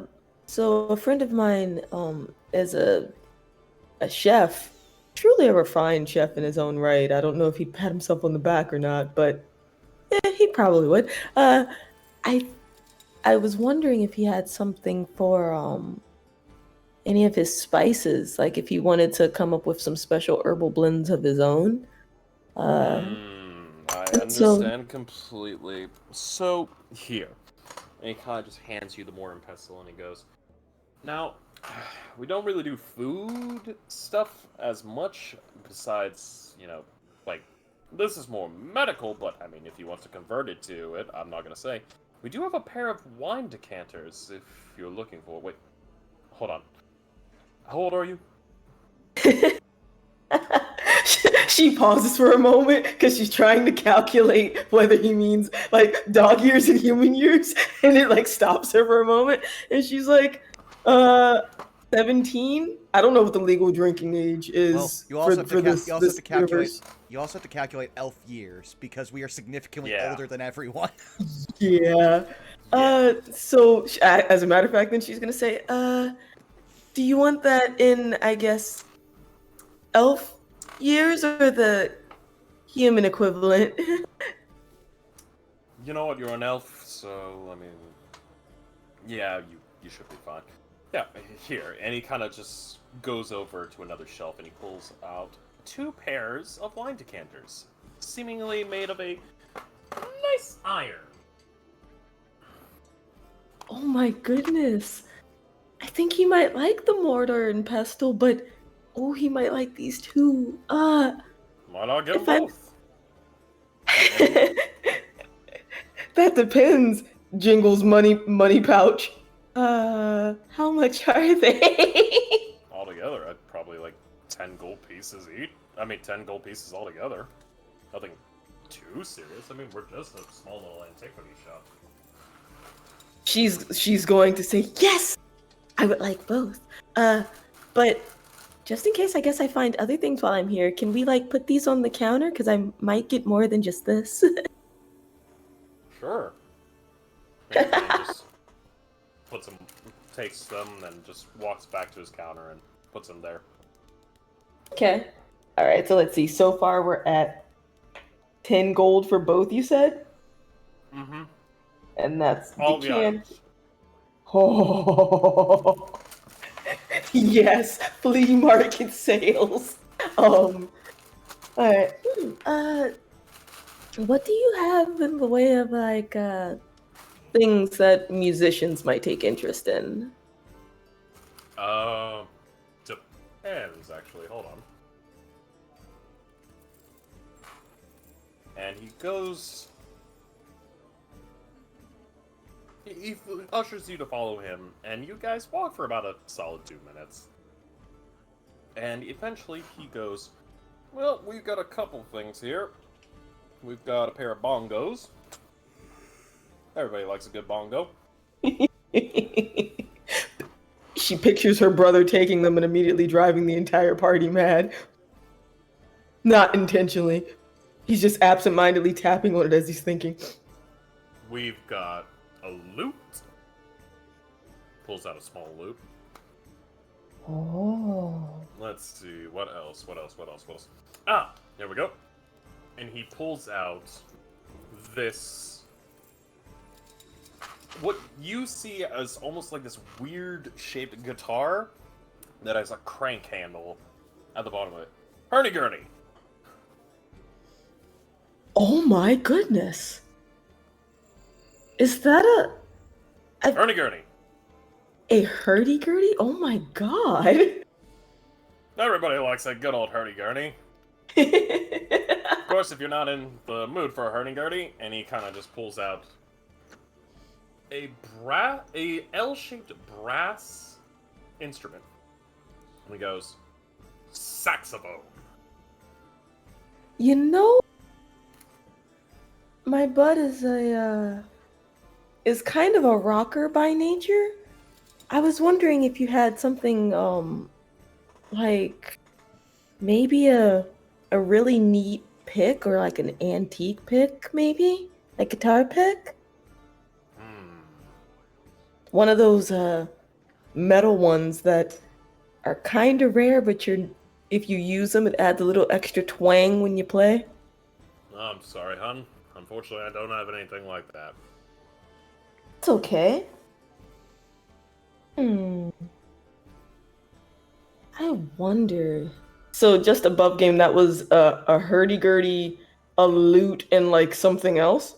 Bongos and a saxophone. Yeah, let's see. Huh. She'd probably give me the weirdest look if I picked up that, so I'll hold off on that one.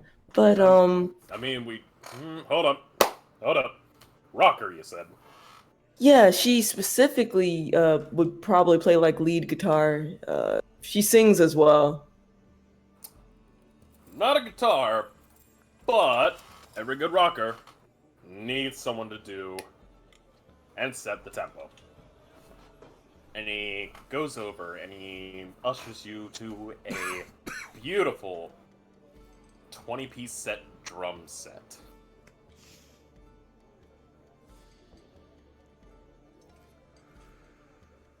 Now this right here is a 20-piece drum set. All the bells and whistles, though it is going to be a little bit expensive. Oh, I believe it. Do you do kind of like down payments on things where I could like, depending on how much it is, I could put something on it to kind of like save aside and then come back 400 and gold pieces. That's what it is. Okay, 400 gold pieces. Interesting. So right now I'm at 10.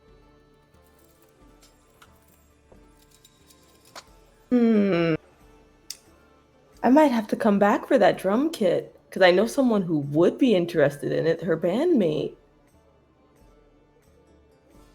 Huh. Is there any way, sir, that I could put some money down on it? I mean, sure. I'm gonna say. How about this? She's basically talking about ye old layaway. Let's see.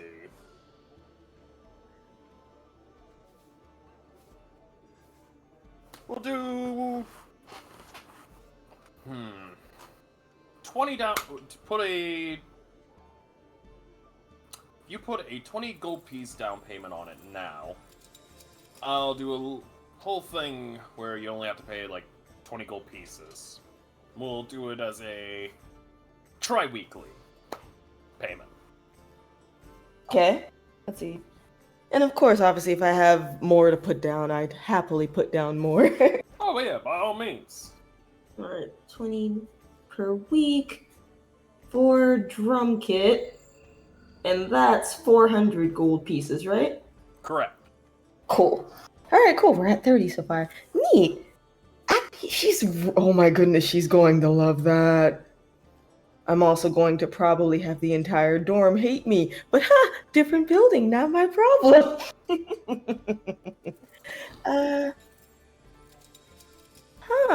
Okay. This might seem like a weird question. But do you by any chance have like replica weapons? Replica or actual weapons? I mean, as a as a martial arts person, I'd be okay with either. Well, technically, if you're supposed to sell, if we're selling weapons, you need a weapons license.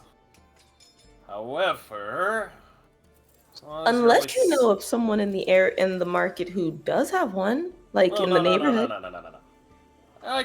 I could get you something, but it's small arms kind of stuff. And he kind of walks over and he goes, "Here," and he motions you back to the counter, and he kind of flips part of the counter open, and you see small little kind of metal like handles. And he picks one of the handles up, and you see that there's a little metal kind of edge point.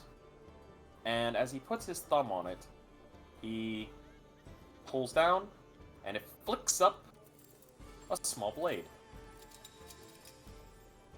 Like it? Called switchblades. And he just twirls it in his hand. Not necessarily weapons, but, you know. Good for The him. right hands? Yeah. Small, capable, easily concealable, not magical. So, I mean, hey, you know. And is that a set?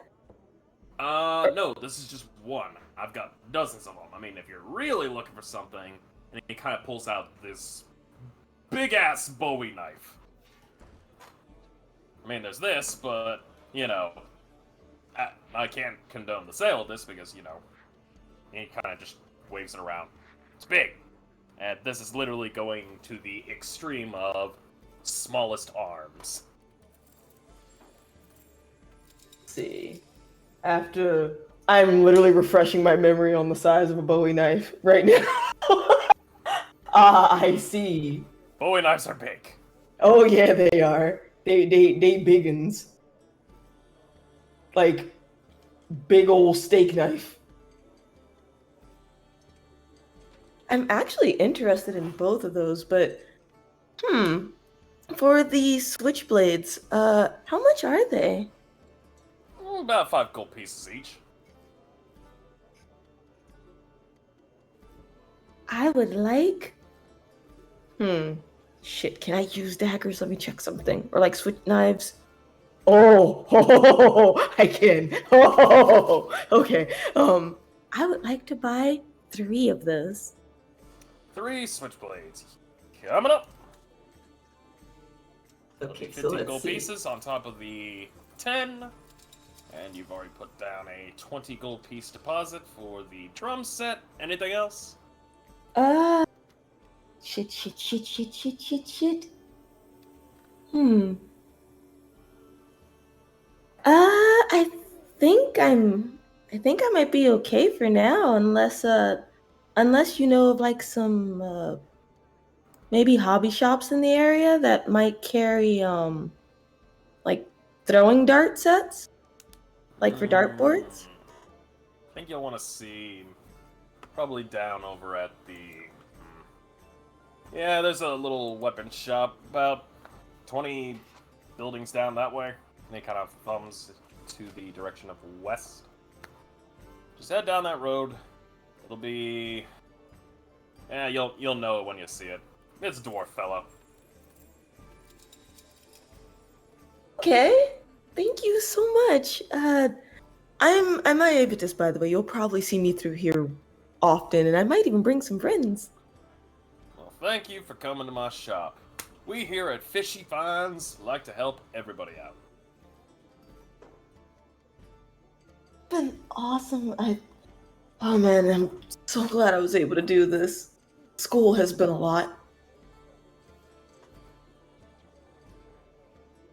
And if you ever need any, if you're ever looking for any help at the shop, also just let me know. I might actually have to look into that. Might have to make an application up to the school and see if any one of them are able to. Yeah, I'll actually do that. Thanks. First, you know I'll probably be the first one to head over. And she will, like, shake his hand, wave, gather up her goodies. We'll And if gather she up had, these goodies, and just to give you a little bit of fun theater of the mind here, they are in a small little burlap sack with the image of a fish holding a magnifying glass with the words "Fishy Finds" underneath it. oh my goodness, fish holding a magnifying glass. This is yes, I love it. Okay, so she's extremely excited about all of this. And although she's 35 gold lighter, she does not care because it's for her peoples. Um, and I guess she will make her way over to the dwarf's place that he mentioned. Of And course. feel free to like jump to someone else to give them time as well if necessary. No problem.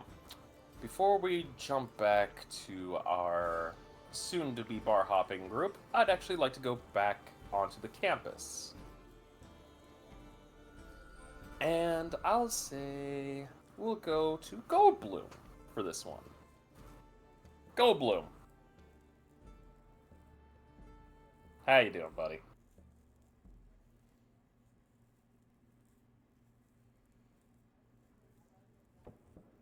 Goldbloom?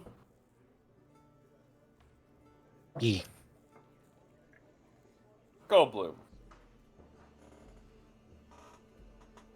There is a knock at your door. I opened the door. It's Rosie. Hey, Goldbloom.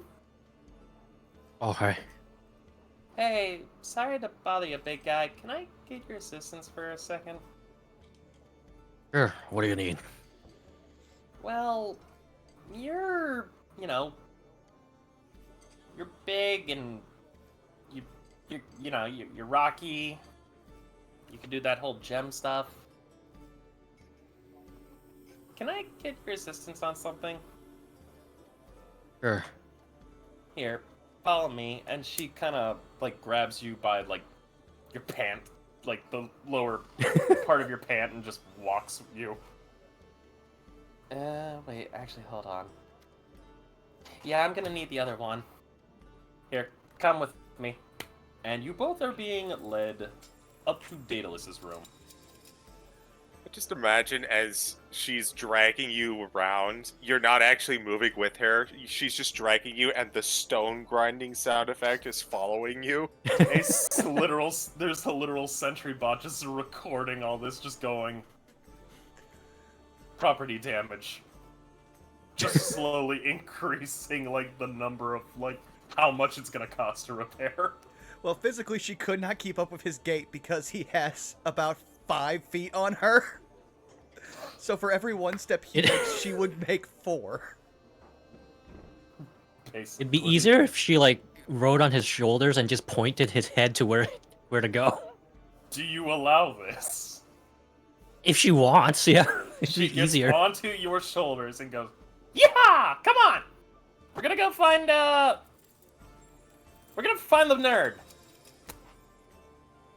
Nerd.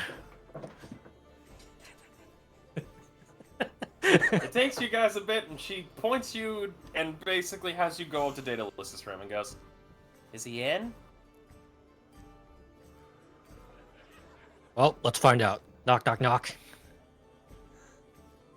Daedalus will immediately walk over, creak the door open. Who is it? Oh, Goldblum. Hi. Oh, Rosie. Hi. What's up? Daedalus leans back in his room, turns the conspiracy board around, back to the owls. Oh, not much. So, I need you and Goldblum's help. Doing what? Daedalus would just stare at her when she says help and doesn't elaborate. Oh, well... He's good at understanding, like, minerals and stuff, and you are... book smart when it comes to financials? Somewhat, yes. My family is very rich. Cool. You should have rich people knowledge. Okay, so I need your help. Again, I just imagine it's just the two of us staring at her until she elaborates, because we're basically just like, okay. They're Okay. blinking like they're doing the wave. Okay, here. And you watch as she pulls out what appears to be a bunch of these... basically what appears to be gravel, and just dumps it onto, like, the table. So you see this, right? It appears to be gravel. But it ain't. Watch. And she rubs her hands together and casts Prestidigitate. And as the Prestidigitation goes into effect, you'll notice each of these small bits have this nice, kind of almost honeycomb color to them. See that? Huh. Have you seen anything like this I don't before? know. Or, Goldblum? Have I, God? Roll me a nature.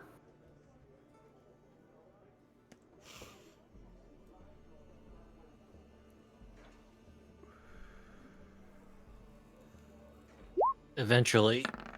Yeah, I don't know. Can we why get 2 for Roll 2? Yeah, roll 20's acting weird. Yeah, well, 14. when we get to the break, I actually have to close my browser because also my Google Chrome's acting up. Oof. Yeah. 14. With a 14, Goldblum, this looks awfully familiar to you. It's definitely a gem. It's a mineral. Kind of take a look at it and you just go, look, and you're thinking, well, this could be like a form of, like, naturally made glass. It could be like something like pyro. And then you kind of think a little bit harder. And eventually it does click in your head. Could be garnet. You don't know which type of garnet, though. J Frost, Yes. you had me at gem. I used my jeweler's kit to identify it. Oh! Well then. Glad I have this thing. Let's see. If you wish to determine a gem's history, roll me a 20. Roll me a d20. Actually, roll me a... Yeah, just roll your thing. I rolled the thing. Should add your proficiency bonus since it's a kit. Yeah. Which would be... 17. 3. 17 total. Yeah. So, you'll definitely know this is garnet. In fact, it's spessartane. I'll spell that out for you if you need. Under all of this acid knowledge.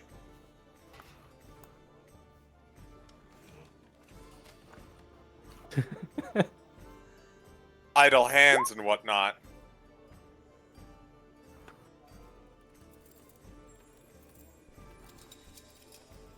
Spessartane garnet. But is it magical? It is not.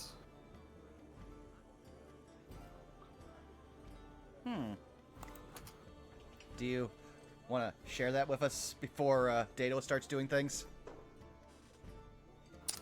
Yes, would you I like do. to? Yeah, it's just a nice rock, I guess.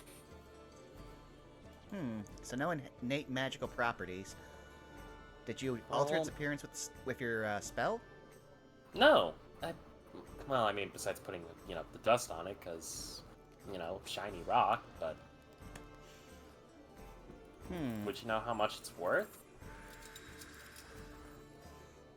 So, this would be up to you, J Frost, since my family does have, specifically gem mining is how my family got rich. Tell me what I would add to any roll for this. Part of jeweler's kit also just says you can determine its value at a glance.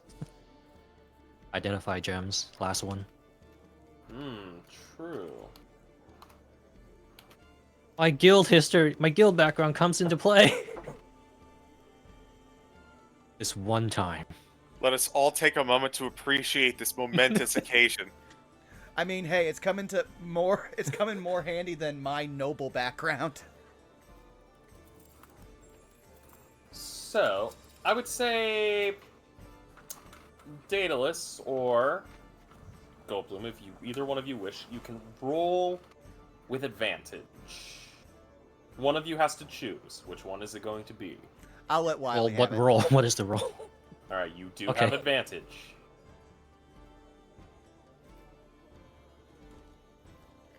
Well, he's asking what skill does he roll. I'm gonna Yeah, what- say... Probably... History... Oh, Actually, Did I find...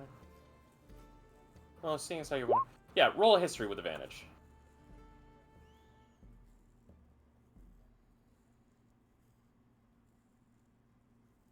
God, come on. I think I know why it's so laggy, because I'm seeing over 2K ads blocked. Who knows, man? Who knows? 15? That...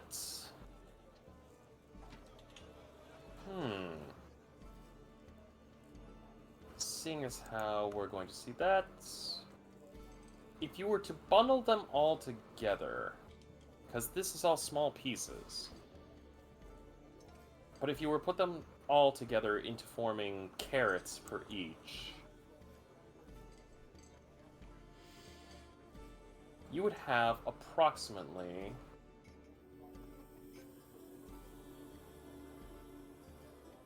Let me do a little bit of mathematics here.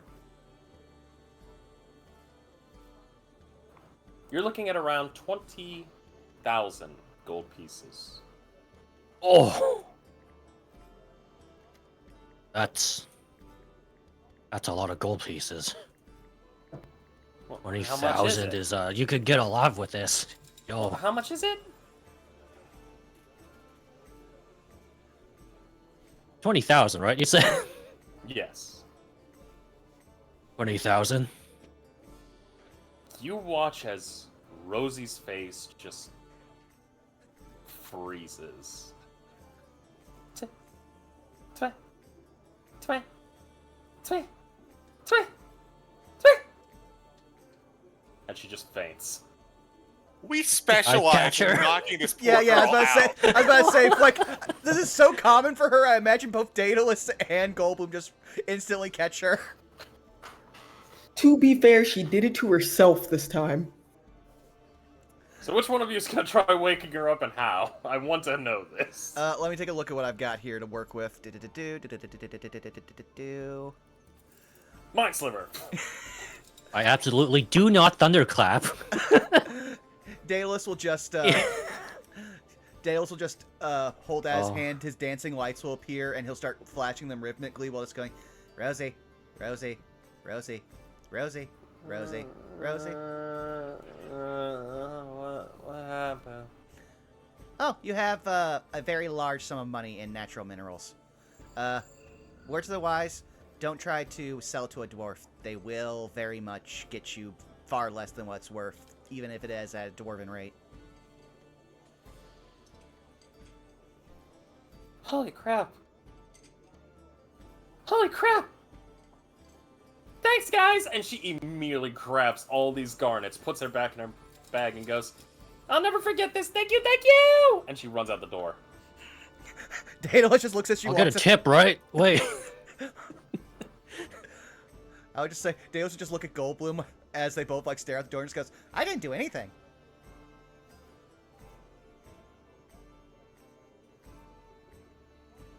You think she'll tip us for helping? Daedalus just shrugs.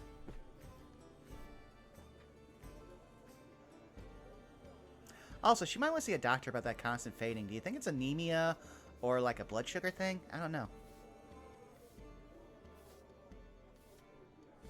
I don't know.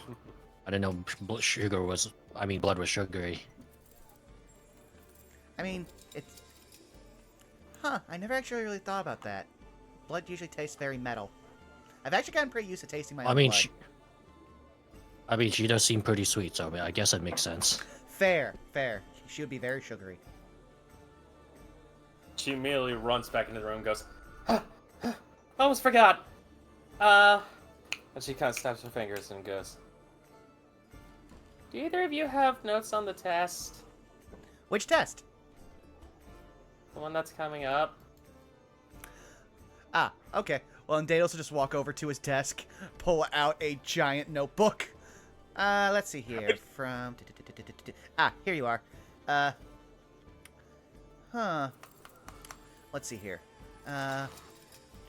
He'll just start, like, looking through. Has anyone got a pen? It'll take me a while to transcribe this.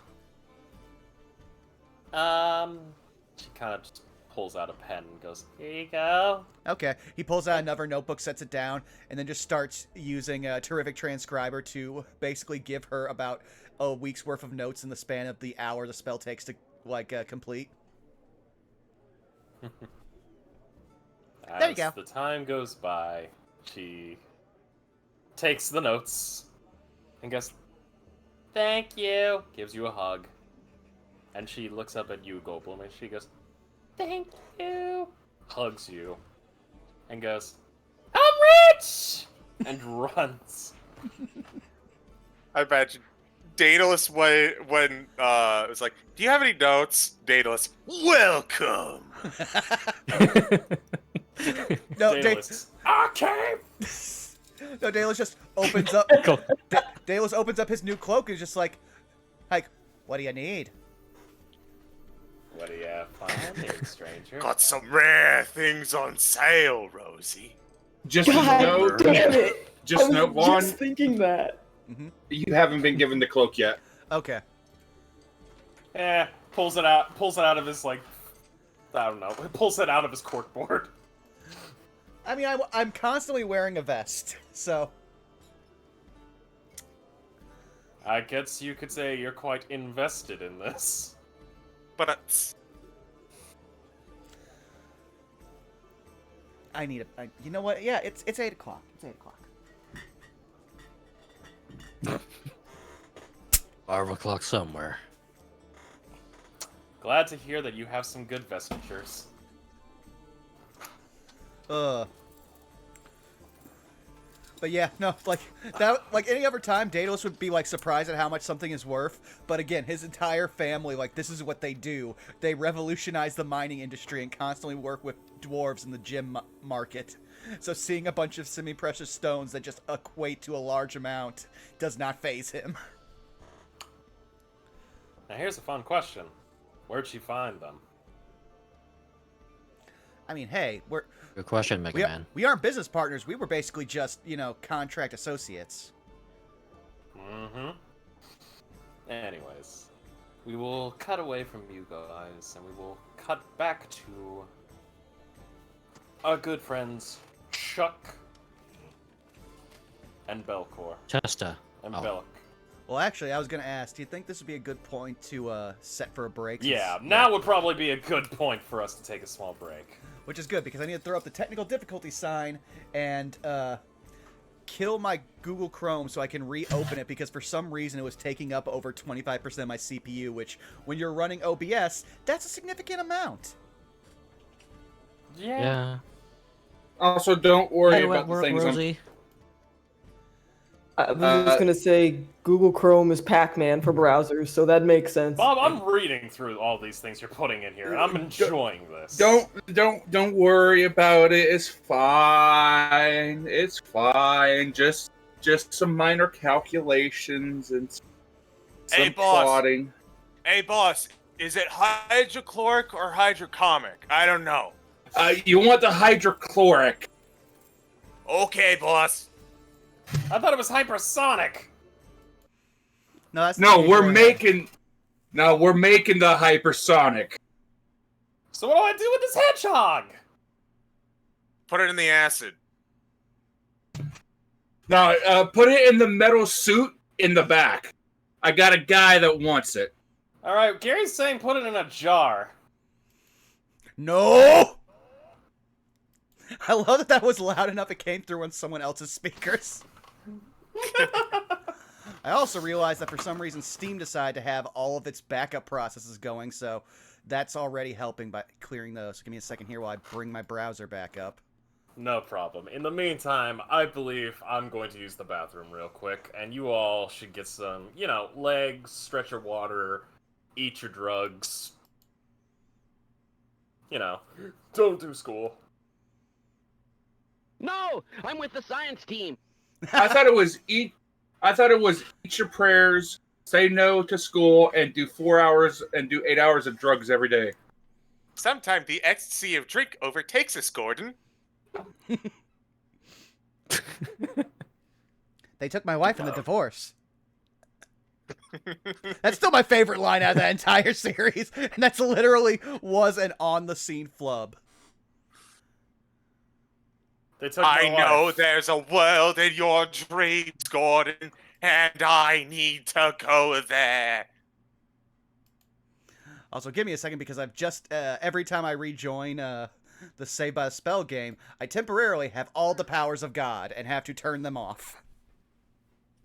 Meanwhile, Vaughn. Yes. Oh, Ah, that was a little loud. I'm going to have to decrease that. Also, yeah, no, it is literally just Roll20 for some reason with Google Chrome right now takes up 52% of my CPU.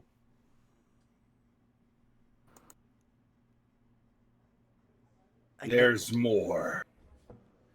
So I'm going to have to see about fixing that after stream, but oh well.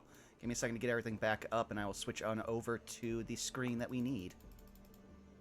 I'm tempted to add sound bites to this fucking server just because.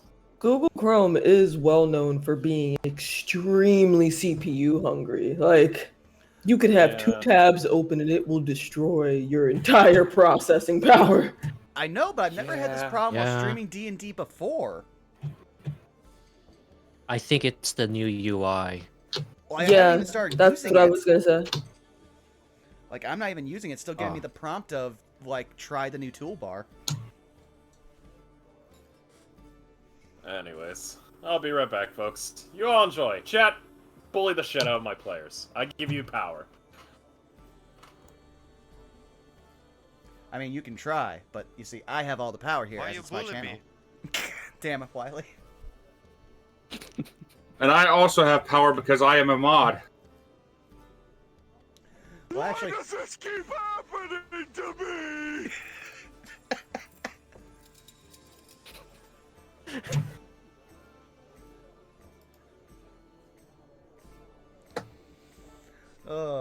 well, I hope you're having fun, chat, and I guess I should do this again just because, you know, we are on break. For those who came by a little late, starting this July, we will be returning to the Checkered Hall Guild, and it's nice, spooky, interdimensional space where a group of warlocks will come together once again to solve a problem that plagues the various patrons of the plane in pack tactics. And I can't believe I did that many P alliterations in a row off the fly.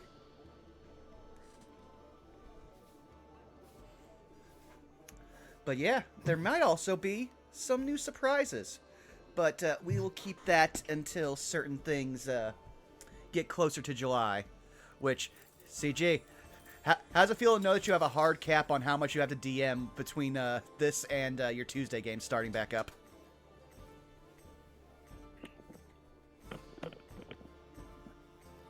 Oh, I think I'm the only one here now.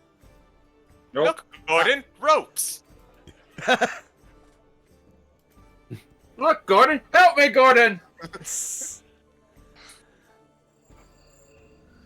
Now I just wish I had haste prepared so I could slap it on Salus and just have him go, I can see faster! Oh god. Yes. Captain America simply sees faster. That was so dumb. Also, I'm really stupid Yeah. to realize I could have just been like, our finder's fee is 1,900 GP each, which will be about 4 of these stones here. Just there you go. You're fine. You're fine. You have well over like 18K, and I'm gonna go pay off some debt. Legitimately thought that's what Lucy was going to do. I was waiting for him to be like, "Oh, 20,000 gold pieces? Huh. So given that my friend and I helped you figure this out, I'd say that the finder's fee would be like 20% so that we could split 10% between the two of us." You need to realize that when I'm in Daedalus's headspace, I am a far less, like, maniacal or conniving person. That boy is just pure head empty.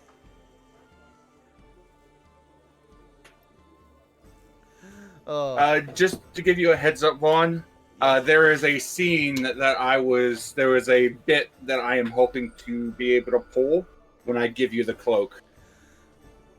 Well then, I look forward to doing it. Also, I'm just going to be surprised if you ever bring, like, Daedalus in for a Chuck Finley encounter, I'm just going to be like, hello, my name is Michael Weston. Puts on sunglasses. Except he actually puts on those huge sunglasses that are like novelty and too big for your face. Well, no, I actually just realized I don't need to put on sunglasses because I forget my character's constantly wearing them because they've never been taken off. Uh-huh. Now who's forgetting stuff about elves? Hmm?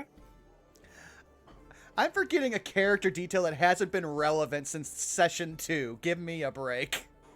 Never. Because that's one of the funny things that people don't actually realize is that I've been playing Daedalus completely straight original Drow rules, so he has sunlight sensitivity, but his glasses have never been taken off, so he has never had his disadvantage. Hey, heat metal. They did not come off. His face was very much burning, and he fell several feet because of that. And they Also, somehow didn't fall off when he used spider climb either. Bubba, I am glad that you are enjoying my calculations.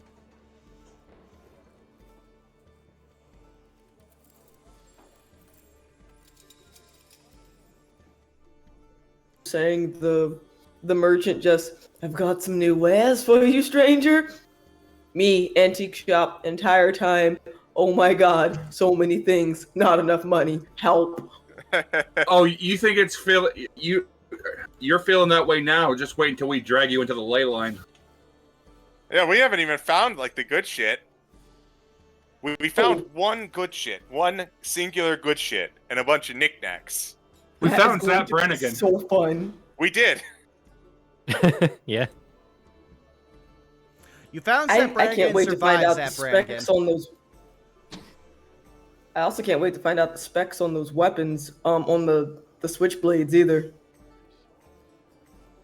Excite. I should see if the silver handkerchief, if that actually does provide armor like the guy was advertising, or if it's just a knickknack. Truth be told, I kind of picked it up because I wanted to make like paper airplanes out of it and throw it at people like daggers. Meanwhile, Daedalus, Kind of slick. I just love that everyone's like, here, I'm picking up all these sweet throwing weapons, Daedalus. I've got a dart. Oh, don't worry. Your sister has something planned. I mean, the darts are a flavor thing. It might come up. It might be something that grows later down the line, which is why I've kept it up this long. Also, it's just one of the many things I adopted as what would be weird Sherlock Holmes style, like neurodivergent things Daedalus would like hyperfixate on, and be good at. You know what? Darts, because he just does it without thinking. It does not say anything about AC. It just says when the command word is spoken, the fabric flattens and becomes hard as steel. I wasn't sure if it was like if that was the I wasn't sure if that was the where it's merchant talking or if there was an actual like benefit to it. Okay, good to know. I mean, any magical item can have a benefit. You just have to be clever with it. This is one of those items where you have to be clever. Oh, I'm not saying that. I wasn't saying that I couldn't be. I was just saying, like, does it have stats stapled to it, or can I be clever with it? Mm-hmm. Oh, so Vaughn, I was double checking the martial spellcraft or thing, and yeah, I can't attune to the switchblade, but I forgot that I actually can use daggers. I mean, yeah, everyone. So I believe every class is actually proficient with daggers. I noobled it, so I was just like, oh neat, extra weapons, gonna hold on to this. Yeah, it's one of the few weapon proficiencies that they actually give wizards. And darts, apparently? Yes. Which is another reason why I also made darts one of Daedalus's neurodivergent things he hyperfixates on, to explain why he has that proficiency. That's also why I did the whole thing of Daedalus is only good with these weapons for being a drow because they are basically like other kids had piano lessons. These are the lessons his mom gave him as a drow. To be fair, I'd appreciate both of those. CG, did you buy anything from the merchant? Yeah, I picked up the silver handkerchief. Ah, cool. I also bought information. You did. Admittedly, when I heard it was Pride Inc., I was like, oh, this is going to be some kind of, like, Asmodeus thing, is it? Oh, it's a Leonin thing. Okay, that's fair. Also, give me one second while I go a quick step away. I can't wait for Endair to meet the Leona. He's never seen one before. Dude, how'd you get your hairs to puff out like that?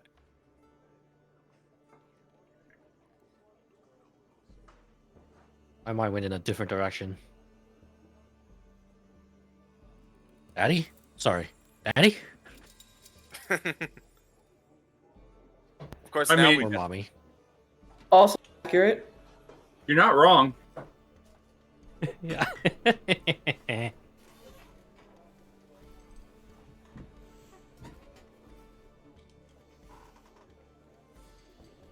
I mean, If we learned about the ley lines from a Minotaur, imagine what we can learn from a Leonin. Like what the secret drink is at the speakeasy we're about to head to. We're gonna get in so much trouble. Hey, better you guys Hey, than me. this place is apparently endorsed in quotation marks. I mean, yeah, they can't get you, and you can't be in trouble for going to a thing that is legally allowed on campus. They shouldn't have had it on campus then. Well, also remember, there's more than one way to get in trouble because we have a campus full of cultists! Which we're dealing with, slowly but surely. Also, while we've got a second, I want to thank Iris_1, Acrozelius, and Undead Azzy for the follows. Like, all the follows definitely help. I think I'm almost at 500. God damn. Nice. Yeah, I'm slowly accruing 100 over the course of each year I stream. Because I might have just realized that I'm very close to having done this for 5 years, which is blowing my fucking mind. I know, right? And each of those follows are well deserved. Well, I'm just glad people like all the D&D content, especially with Pack Tactics coming up. I'm going to switch back to our other screen. Also, just give us a little bit, chat. We might be gaining a Belky soon.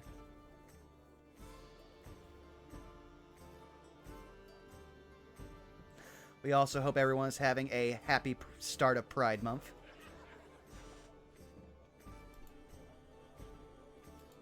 Be crimes. Yes. I'm hoping to go to the parade this year for once, because usually I end up missing the parade in my area, because either A, I had to work, B, I had to work, or C, I couldn't get to it. So maybe this year, I'd really like to. Chat, make sure that whatever you do today, if it were turned into a book, Florida would burn it. You see, that's a very weird thing because Florida doesn't need an excuse to burn books of any kind because, again, it's Florida.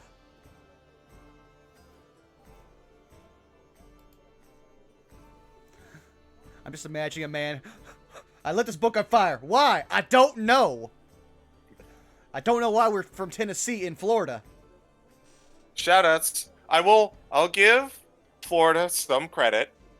The reason that Florida Man came to exist is for a very, very solid reason. That whole meme came out because... Well, it came out. The whole thing started because Florida is very open about their... I believe it's their police and reporting. So anyone has access to any sort of documentation from the government, which is very good. It also means that we're all privy to, man feeds meth to gator to see what happens. Nah, I always prefer man fights raccoon over cheeseburger. Also, since we've got a little bit of time, I'm going to step away again for a second because I want to go see if the random cat that's been wandering to my backyard a little bit has come back because I left water out for them. Oh, so... Raccoon and cheeseburger. Oh my god. Speaking of cats, we actually had 4 kittens on our doorstep this week. For past 5 days or so, we had a couple of squatters shown up in our bush outside. We had a heck of a time. They didn't bother us or anything. They were being cute kittens. They were playing, they were hanging out, and it looked like the mom was taking care of them. So they weren't in any danger or anything, but still, we couldn't take care of them. And we were kind of starting to approach our wits' ends about what to do with them. But I wound up going door to door for each of the neighbors and eventually found probably the person who was taking care of the mom, and I was able to give the kittens back, which was great. Hey, you want these cats? I got these cats. I didn't even get that far. I said, we found some kittens on our doorstep. Bring them here. That was it. That was all that needed to be said. You see, this one is called the Missile, and he splashes bandits as a hobby. He may or may not be eepy. But yeah, I also ran like a small like herd of stray cats today while I was at work. Oh, geez. Cats everywhere. Yeah, I think it was a mom and her 2 kittens, but they were definitely strays because when I got close, be like check on, make sure they were okay because they're hanging around on a dumpster at an auto parts store. They were definitely all like wanting to run away, but one of them was a little dumbass, and I kind of loved it because the mom was like a mix of colors, but the 2 kittens were like a straight black cat and a tabby, but both of them were like full on puffballs. Like I guess it might have been the humidity or something with their fur, but they were just literally like the equivalent of like a Pomeranian of a cat. And one tries to go under like the little fence that surrounds our dumpster, but couldn't figure it out because it's still a kitten, and so it did the most dumbass thing where it just like smacks into the wall, runs along the length of the wall towards me. The quote-unquote predator is trying to escape, does a attempt at a Tokyo drift, slides on its side, and then jumps, and then runs off into the like little wood area behind our store. And I was just like, well. Oh yeah, no, like I wish I had my phone out to capture like how like adorable and yet dumbass its movements were, just from how like again I love animals that are stupid because I grew up with a very stupid dog, and that just became an endearing pet trait for me. Aw. Also, hello, I'm Beck. Welcome back. Welcome back. Sorry about that. Had to go pick up the love. Yeah. Alrighty. Is everyone back? Yes. Yep. Alright. Oh, this is Patrick. No, Alright. it's Rock. Is Bob back? Yes. Awesome. Alright, everybody. We now return to our regularly scheduled programs. So. Oh, hold on one second. Hello, friends. I am here to say I love you all, and I'm very tired from work, so I will not be appearing in this episode. Enjoy! Valid. Have a good sleep. Do Get not the Bye. good Technically, you sleep. already appeared as a with guest. world famous person Silencio. What? But my paycheck! It was in the budget. No!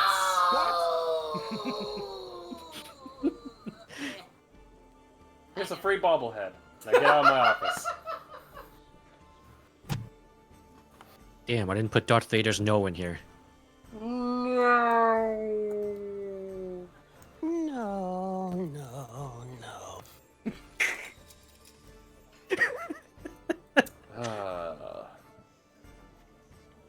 Anyways, let us pick up where we left off. We will be returning back with our friends Chuck and Belloc, who have headed into a who are heading into this pretty big establishment, a nice giant tavern, known simply as the Lion's Den Tavern. And allow me As to we- put some music. Belloc looks up and he goes, getting back into character, he looks up and he goes, I wonder if this has any connection to Pride Inc. You know, interesting idea. Maybe. Depending on the size of the place.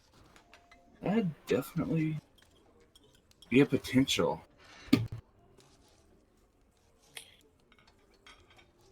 A good place to wash down, to get some secrets and wash them down, eh? Very much so. I do my best work in bars.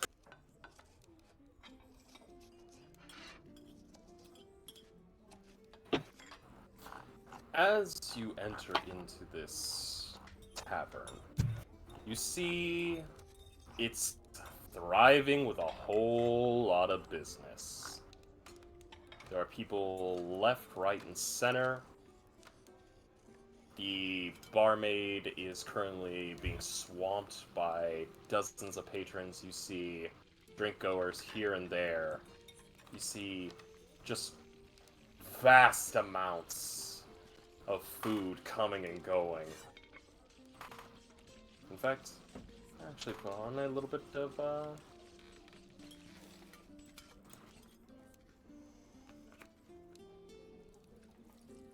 Now, when you say food and drink, like compared to Eoj and Frank's caliber, how does this food stand up against it? in terms of how it stands up to, Frank has his take. In fact, he's got access to a wide assortment of food comparatively. Here it seems to be more standardized, like standard tavernish. There's soups, there's hot meals, there's everything else. But there is the occasional plate that goes out that seems to have more rare food types, and it's being sent over towards a kind of well-kept VIP section that is kind of... It looks to be lower into the tavern, but it still has clear view. And it looks as if this has its own, like, little sub-area. Guarding the stairwell that leads into the tavern is kind of like these two guardians, basically bodyguards. They are decked out in what appear to be kind of a combination of leather and somewhat metal. They have like a plate mail, like, chest piece. And bits and pieces of metal here and there. What you can kind of put together is it looks like it's a combination of gambeson mixed with half-plate. And they're both wielding, not shields, but what appear to be like bucklers that are attached to them, as well as two very, very nice-looking pole arms. There's some musical talent also going off above for everybody. There's talent what appears to be below. In fact, let me just see if I can play that kind of music. We'll do Tavern Celebration. Hopefully this works.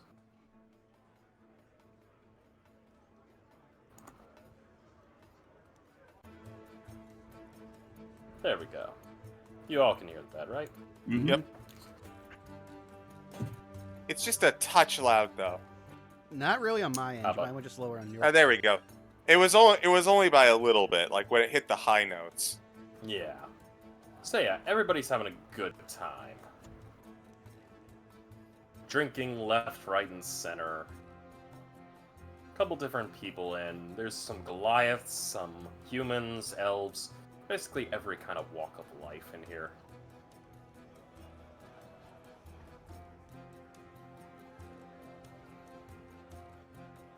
Well then, shall we find a good spot to hole up?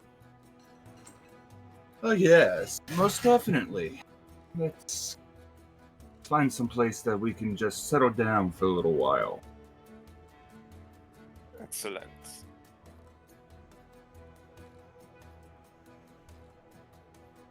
And I guess we'll find like a booth or something if given the option. Mm-hmm. You two managed to find an empty booth. And you just slide on in. It's nothing too major.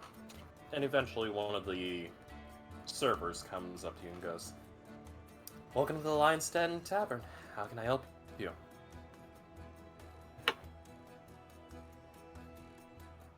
Now, is there any kind of above game? Was there any kind of notice of like what is actually on the menu, or is there? There is a gigantic chalkboard that lists everything. You have Cornish game hen, pheasant, you have turkey, lamb, beef.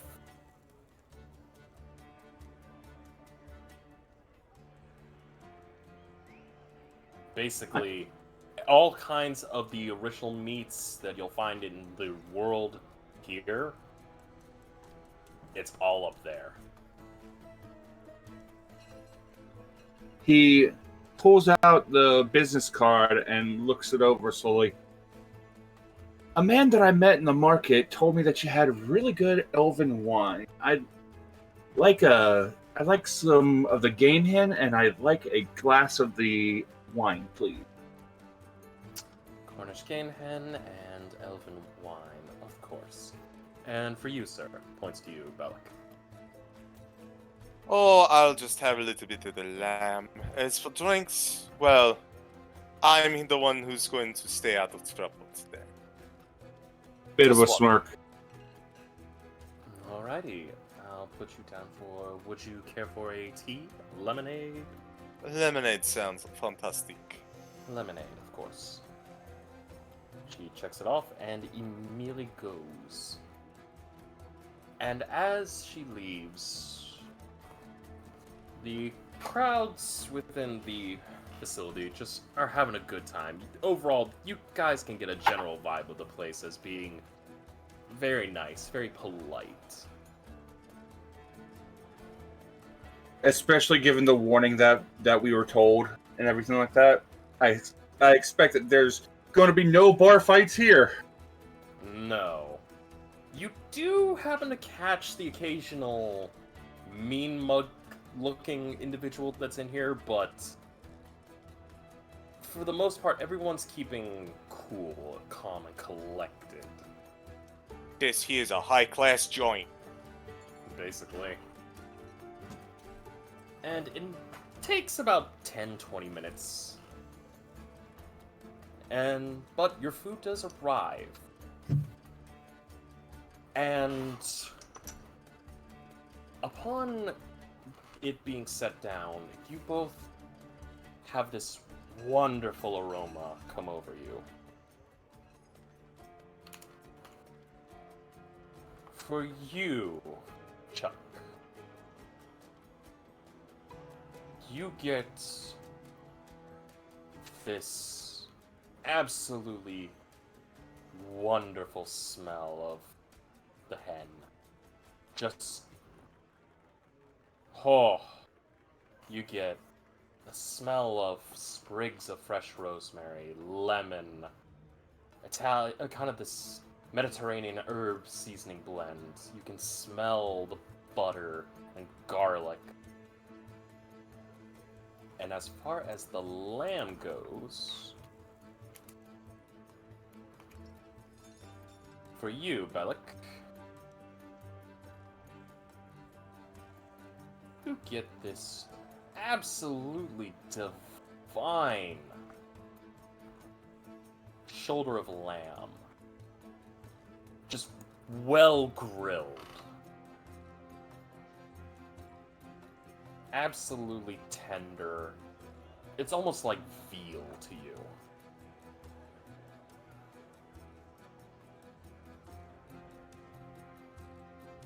The wine is superb.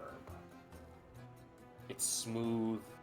It doesn't have any coarseness to it.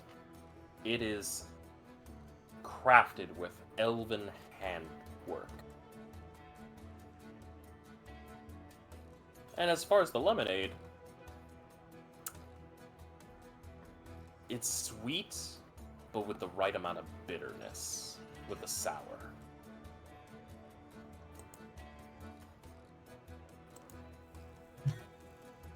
Now, when it comes to the patrons, how many of the patrons are, student age, and how many are, say, staff aged or what have you? There are there's a few here and there that you can tell that are definitely of the Strixhaven school. And as far as what comes to like student age altogether, I would say 35 to 40%. The rest seem to be more adult. Mm-hmm. But there's definitely a healthy crowd of both.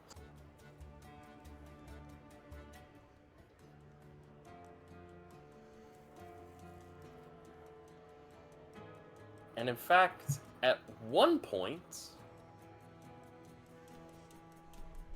because you have the higher passive perception, Bellic, you see a very familiar face in that bar.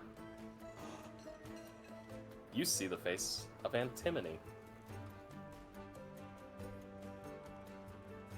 as she is just having a nice little meal and having a couple shots.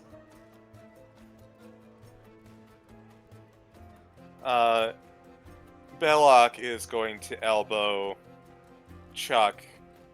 Says, "Oh, looks like the partner of the firebrand is here as well." Kind of whispers under his breath.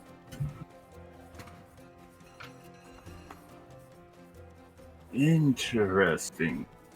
Now, should we pay her a visit or let her go on about her business? Why not leave the option up to her? After all, a friend in a bar, I'm sure, could always use one more drink. No? Absolutely. Are they alone or are they with someone? You see there is an empty seat next to them. No drink, no nothing. They're just sitting there having a few shots. Understood.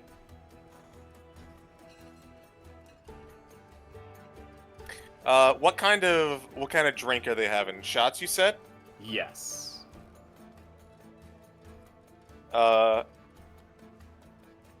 I'd like to order a shot for Antimony.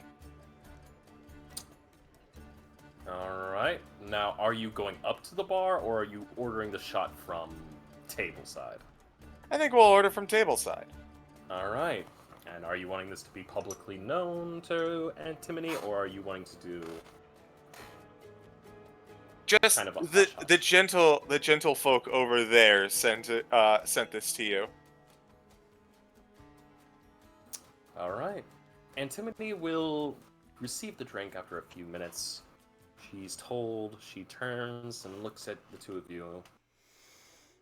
You'd like and to... she walks up to you. Hi. Well, hello there. Thanks for the drink?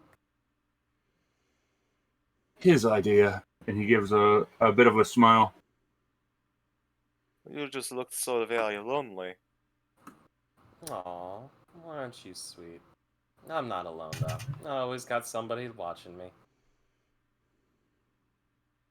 Really now? Yeah. You know, kind of points at, points at a necklace she's wearing. Ah, so you have a deal with someone then, perhaps?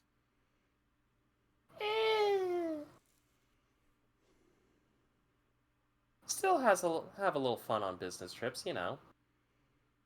Oh, you're here on business. Yeah. You know, basic renegotiations and stuff. Well, you sound like you have quite the interesting life going on over here. Oh, what can I say? Girl, gotta enjoy. And she just takes the shot and whisks it back in. So, how about you tell me who you two are?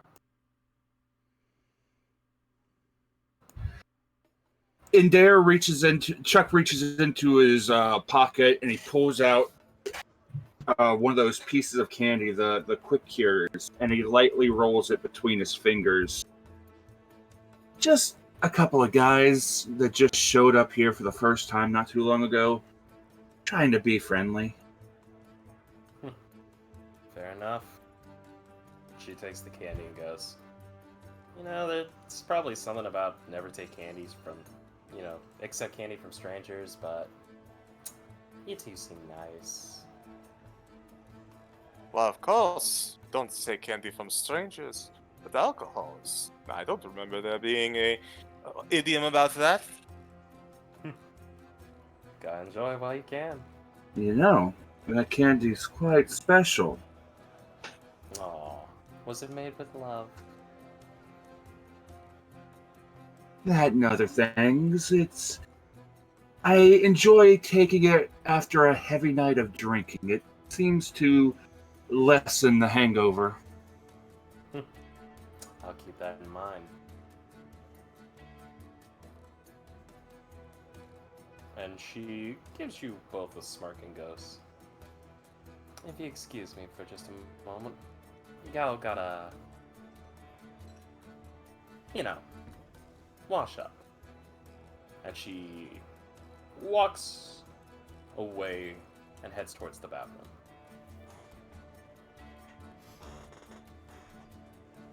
He leans forward just a little bit. So, you think she's here to renegotiate with, who's old man? If I would hazard a guess, I'd probably say no. My money would be that he's negotiating with someone who's a business partner of Firebrand's old man. Could be. But then again, this, who isn't allowed on campus anymore. But then again, this technically isn't campus. Would be a nice way to still keep in touch. Exactly, we'll have to keep this in mind. Something to think about in the future. Though, she was... I don't know. Something tells me she may have been here a few more times. I imagine so. Though, admittedly, of our circle of friends, she definitely would be at the top of the list of someone who would be, showing up in a place like this.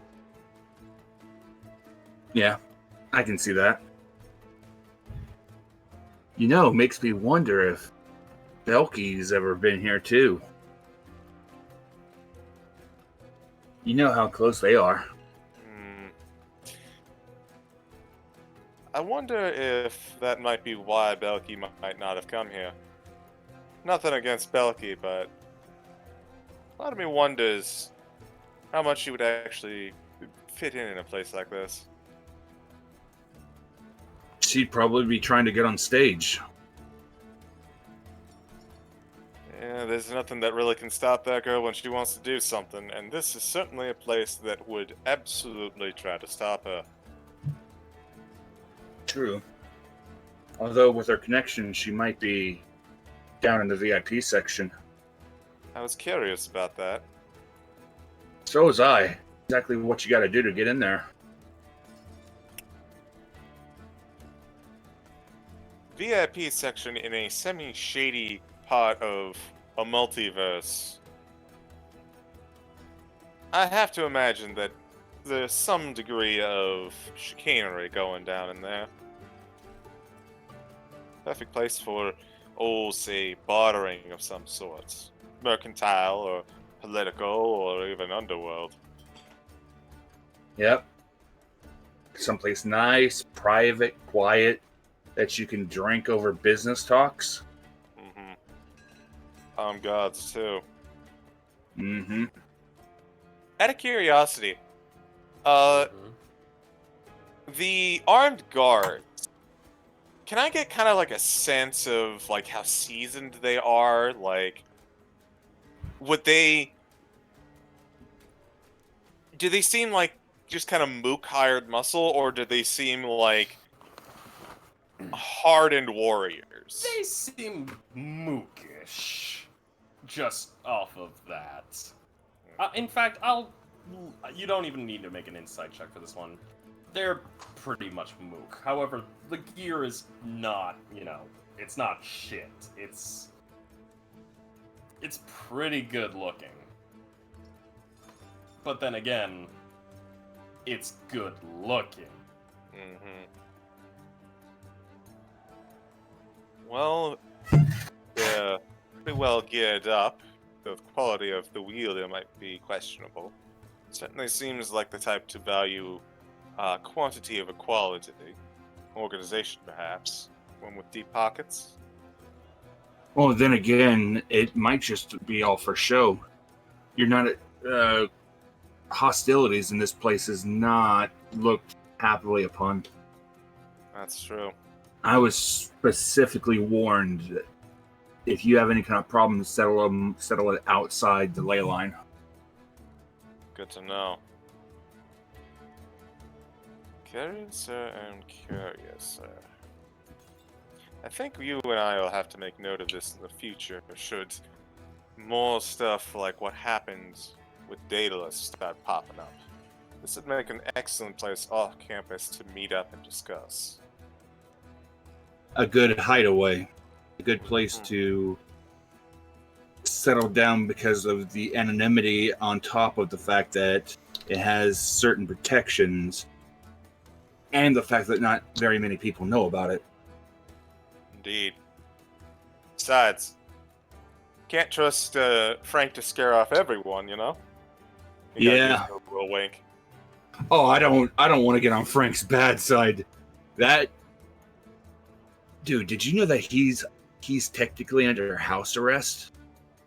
He can't leave the restaurant. No, I just thought he just physically couldn't leave. No.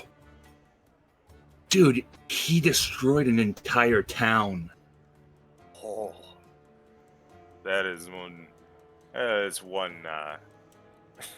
mean piece of squid. Above game, that's the story that I was told. Right, Frank Frost? destroyed an entire coastal city out of pure rage. So apparently, the story that at least I've heard is that something happened at this coastal town. I don't know if it was the fishermen or the trading boats or what have you. Somebody pissed Frank off, and he brought the quote-unquote hammer down on that town, wiped it off the face of the map. Oh, sounds brutal. He can get intense when he wants to be. That's why when he tells you to get something, you move and get what he needs. You better keep your head down then. Hey, I've done pretty good so far. I've even made a few things that help me through the storeroom. I have to imagine some of the cooking experience has helped to contribute to these little fine dandy candies. A little bit here and there. I mean, when I get the rare opportunity, I try to, pick Frank's brain whenever I can. I still can't understand what he's saying. I have to get translators. I'm picking up a couple words here and there of what he says, but I have no idea what he says half the time.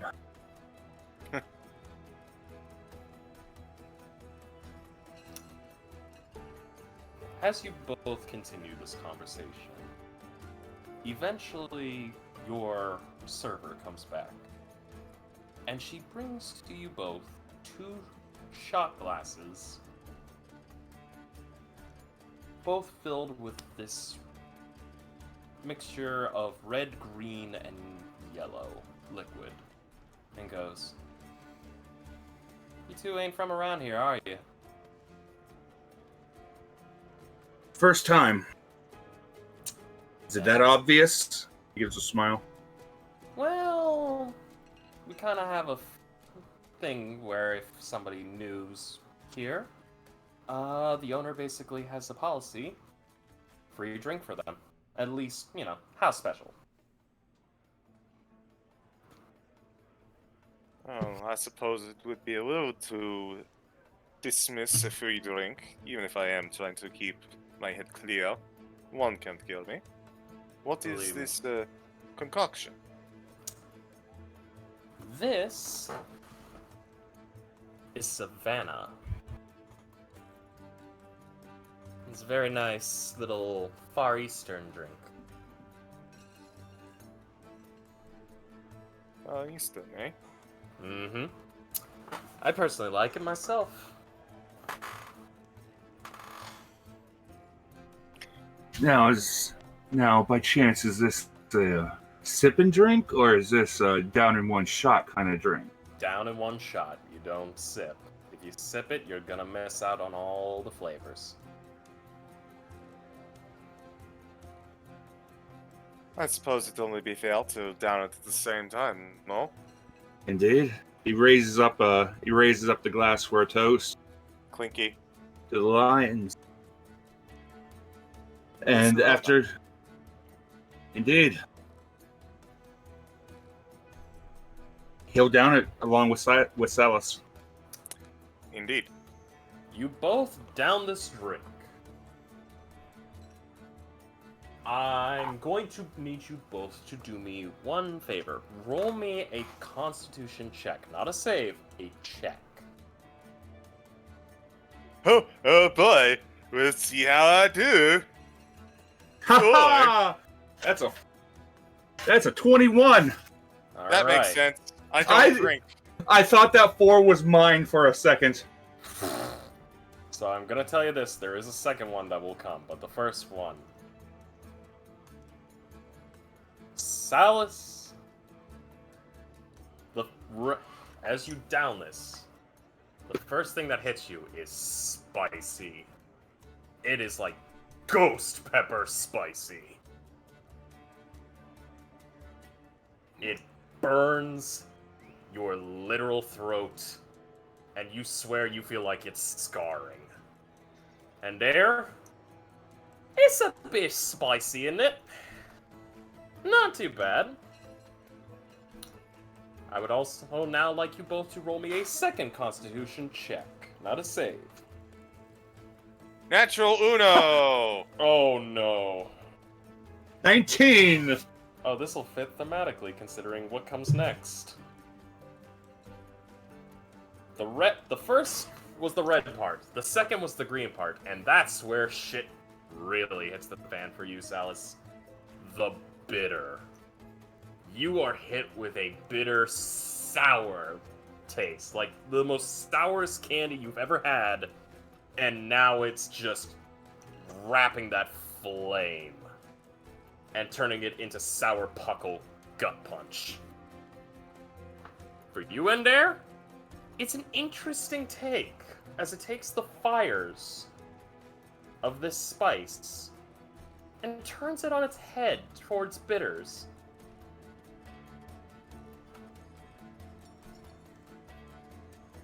And finally, we get to the yellow.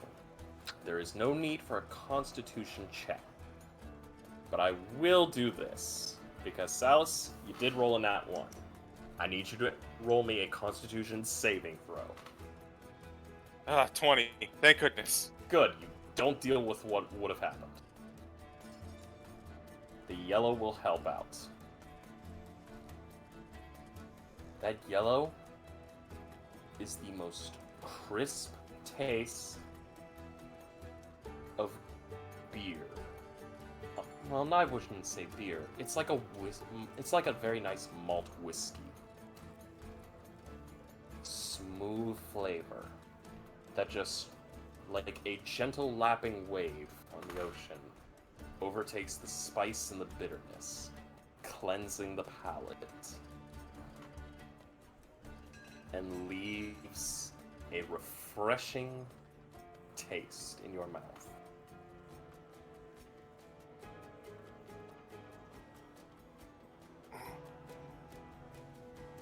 Salas is doing his best after getting kind of bombarded at the first two to just kind of like, oh, that was excuse me, that was me screwing up, not him. Fine. That was quite a drink. Never tried anything like it, gotta admit. But a free drink's a free drink.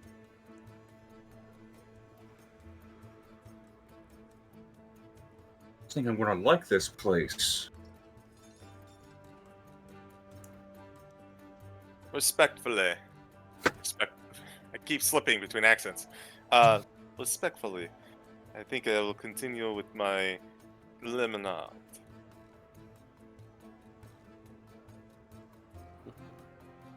Though, kind of looks on over.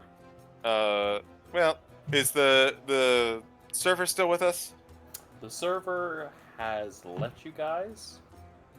She is currently attending another group, but inevitably, you'll notice that the guards kind of start to turn to one another. And they go down into the VIP section. It doesn't take too long. But eventually you see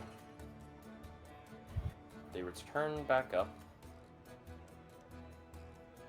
as well as a couple of gentlemen wearing what appear to be some suits. 3-piece suits. Tabaxi folk. And then you see the biggest fucking Leonin of your lives step up. And the entire bar is now cheering as this lion-looking Leonin in a pure white suit with a black dress shirt underneath and a blood-red tie. He is built. Just walks out and goes, "Oh, everybody, I must be off. You all enjoy your time. Another round on me!" And the bar erupts into cheers. And this cat and his posse walk out the front door. So he's a lion. What are the other tabaxi on his flank? The other tabaxi, they appear to be Fusa. Or Fasa.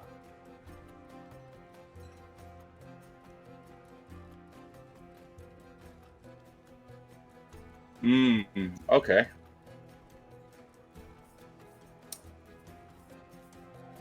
Each of them kind of having a different shade in some regards. Some are light brown, some are dark brown. You can have one albino one.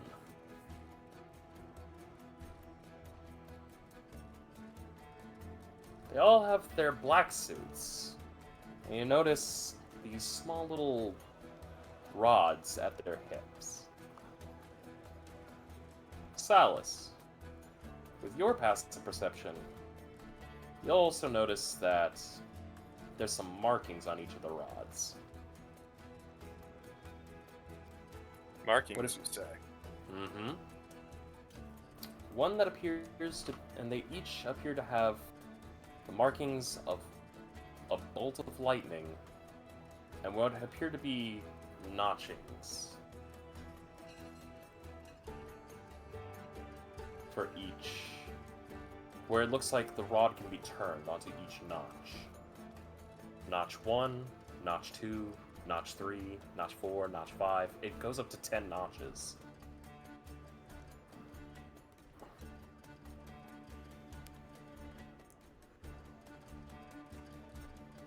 Noted.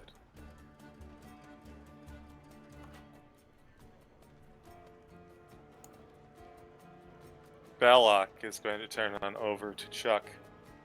Chuck is watching this man. There is confidence.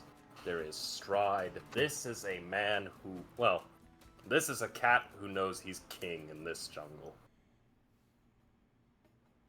Just built. happy, smiling. It's the swagger of someone who's got a big bank account and a big personality. So what you're saying, he's doing the Vince McMahon power walk. Without the douchebagginess. I get you. After a few moments, his gaze would slowly turn towards Bellic. Seem a bit lost in thought. A little bit. Just tiny bit. Always gotta pay attention when the big man walks around. You can always learn a little something about a place from who walks around and who runs the place. Yeah. I have a little theory about that, but it's nothing more. Nothing more than that. What was that? Hmm? I thought I heard something. You good? Yeah. Might be like I keep things on my desk to keep my hands occupied. It might have been one of those things that you heard. Ah, good. understood. I have a little theory about that, but I'm not going to go too deep into it for something that we just learned walking in. That said, how are you for your meal? I'm enjoying it. This place knows what they're doing to cooking. Drinks are superb. I thought you'd be a bit more critical. Admittedly, this is some fantastic food, but it is... I guess it's clearly not the main reason to come. He gives a little bit of a nod.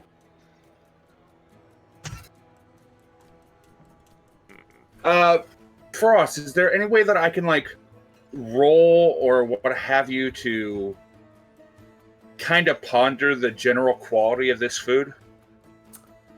If you're wanting to kind of identify the quality of the food, I would say roll me... Identify from it, maybe learn some things that they did with it. Try to absorb a little bit of the knowledge and reverse engineer the dish. If you're wanting to reverse engineer the dish, I would say... That's actually a good one. I would say give me an intelligence check. 21. 21? 21. You think about it. And you start to think long and hard on this. It takes a bit, and you're like, okay. Probably keep it at temperature maybe at least 450 degrees Fahrenheit. Want to rub down the chicken maybe with like a tablespoon of butter. Lightly season the hen with salt, pepper, and the herbs. Probably would be even good to do a little bit of a lemon wedge with it, with some garlic and a sprig of the rosemary in the cavity. Think maybe preheat it for 25 minutes.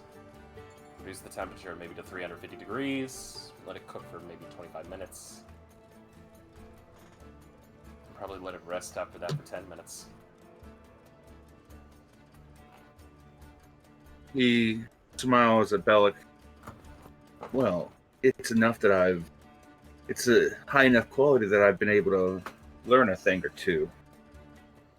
But what do you say we finish up here and get out of here, maybe let the others know what we did and what's going on? I think that's an excellent idea.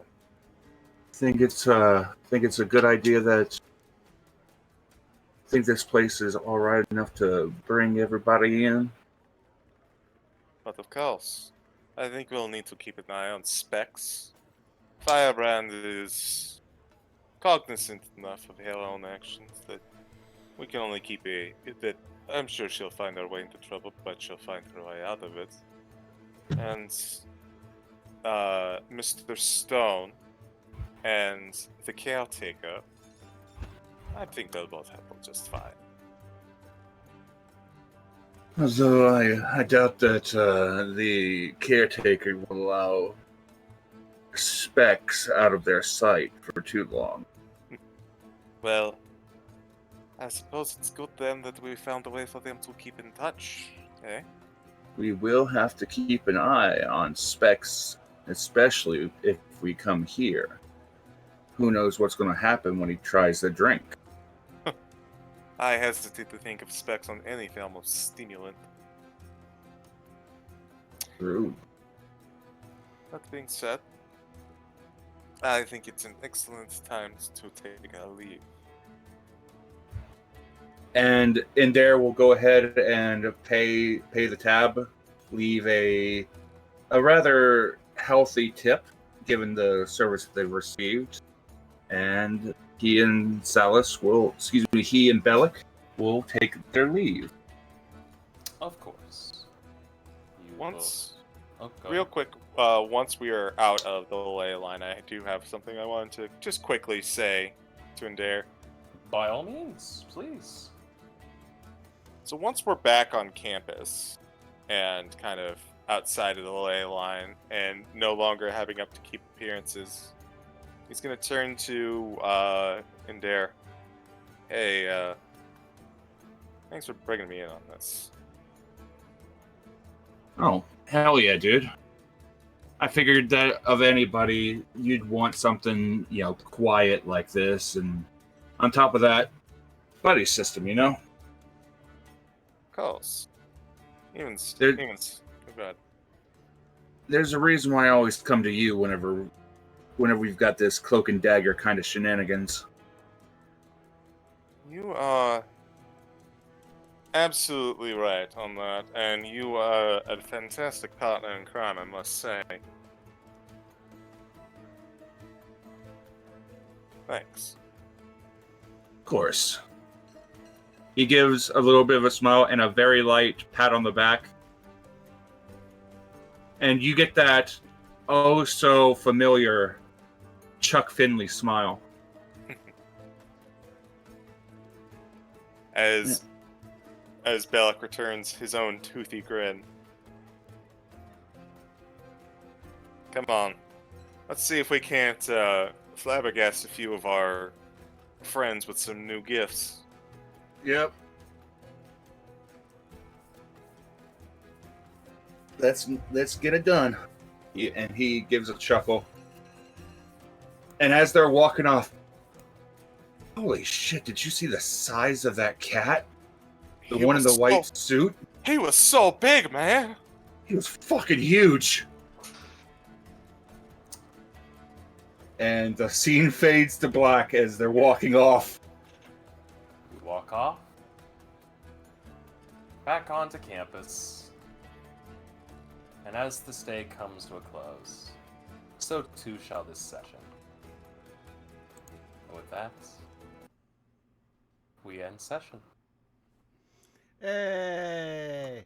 Hey! Congratulations, guys. You got a normal day. You got to go explore shit. And also enjoy shit. I have favored to stabilize this economy. Haha! Gotta find out where those gems came from. Correct. That's a whole lot of not my business, and considering how much stuff has been my business, I don't need any more. Aw, come on. Come on, Vaughn. I'll What's bug the Rosie at worst work. that could happen? Literally cultists. Oh, we could do so much worse than cultists. Those are just what popped Yeah. up first. Super cultists! I was about to say, I built the stat block for the cultists we're fighting, CG. We don't need more worse than cultists.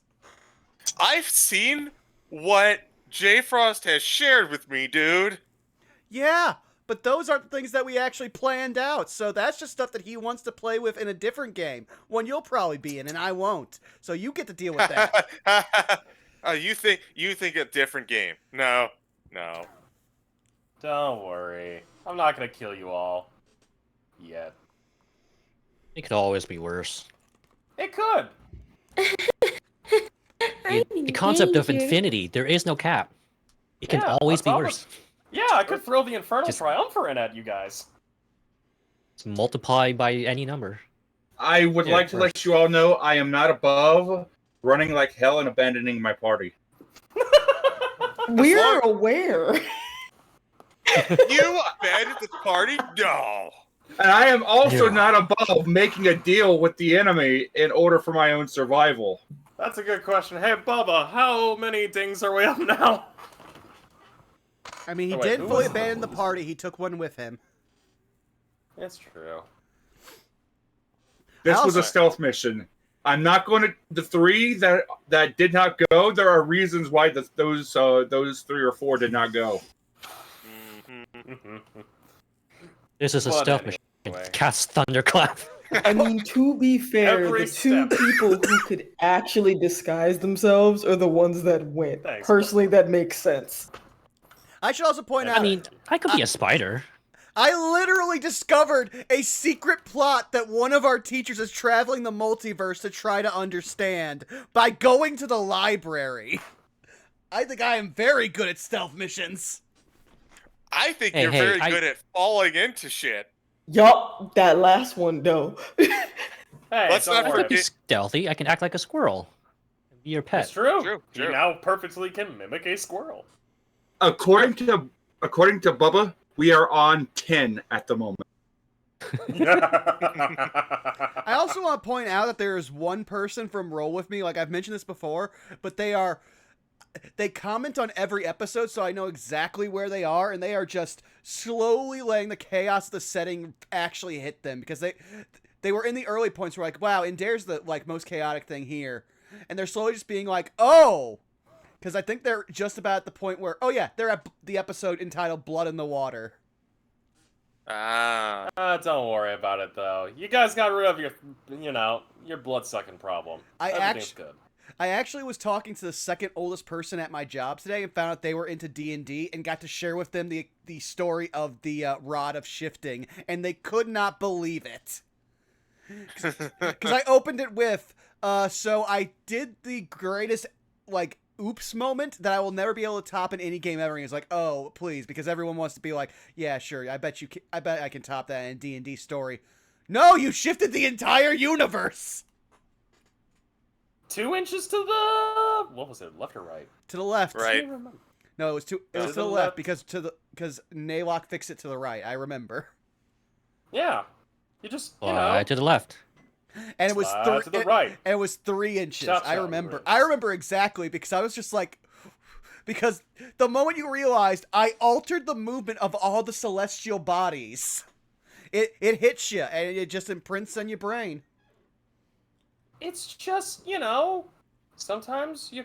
Hey, it's just the rod of shifting. Now the rod of swerving, you won't see coming. Whose house? Damn, Wiley. Good pull. Yes. God. Perhaps we should start going around the horn then. Yes, who would like to start off with this? Fuck it, I'll start. Twitch, Twitter, YouTube, Shadow Dancer Bob, next. Damn. Twitter, you can find me at Zyminus. Twitch, you can find me at Zymusite. YouTube, Zyminus. Go check out the VODs. We work hard on them. And check out Street Fighter 6 on Fridays. That's it. Wiley, you go. That's Wiley Willy on Twitch and Twitter. Just Wiley Willy on YouTube and Ko-Fi. Where can we not find you?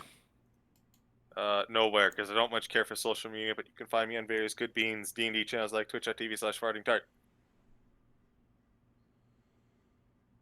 So I hand it over to J Frost. Hi, Twitch, Twitter, JFrost747. Find me over on twitch.tv/fartingtart for D&D every Sunday. You'll find me here every other Saturday, doing randomized streams here and there with friends and others. Getting married this Tuesday. Hooray! Shout out to my fiance/spouse, Spoiled Chestnut, at Spoiled Chestnut.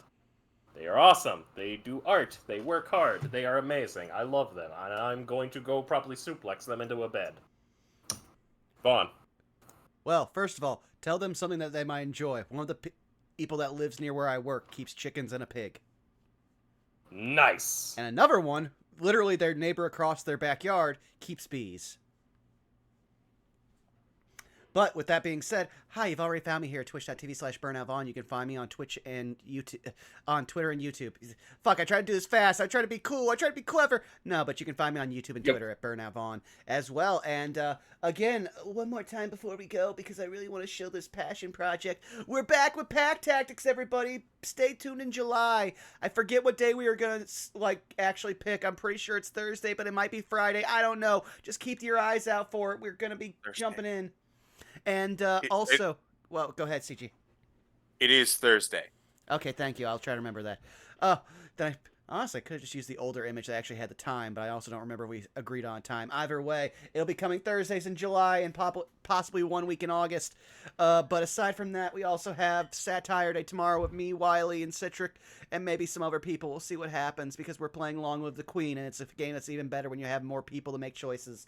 And then after that, next Saturday, we will be having more of No Love War Extra with AI the Somnium Files. Watch that game forever break my sanity as Zaku just sits there and pokes me with a stick asking, do you regret this decision yet? But now that we have that out of the way, it's time for me to find somebody to raid for us, because I haven't actually been looking at Twitch when I should have been doing that, because we had such short outros. Okay. Who's time. Good speed run. Fit with the speed run. Listen, I don't do speed runs, man. I like to enjoy the game. And I know exactly we're overestimate. I thought I was gonna get a PB, and then we got. I completely lost the joke I had. Go on, shoot, run away from my shame. Damn it, I did the wrong thing. But yes, we are going to go. Distraction. We are going to raid one Mark Allen Jr. over at Aeon ProTech Gaming. Woohoo! Why do you have such a long? It's APTG. There we go. Aptgig. Okay, they are playing Maneater, the shark game. Now let's figure out what our raid message is going to be. Do we want to just go with our, since it is pride friendly, be pan do crimes? Yeah, that sounds good. That sounds good. All right, thank you all for coming out. We'll see you again in 2 weeks. Thanks for all the new people who are tuning in and enjoying it. Thank you. Anytime you leave a message on YouTube, it brightens my day. So just keep that in the mind. We'll talk to you later. Bye-bye. Bye, chat. Bye.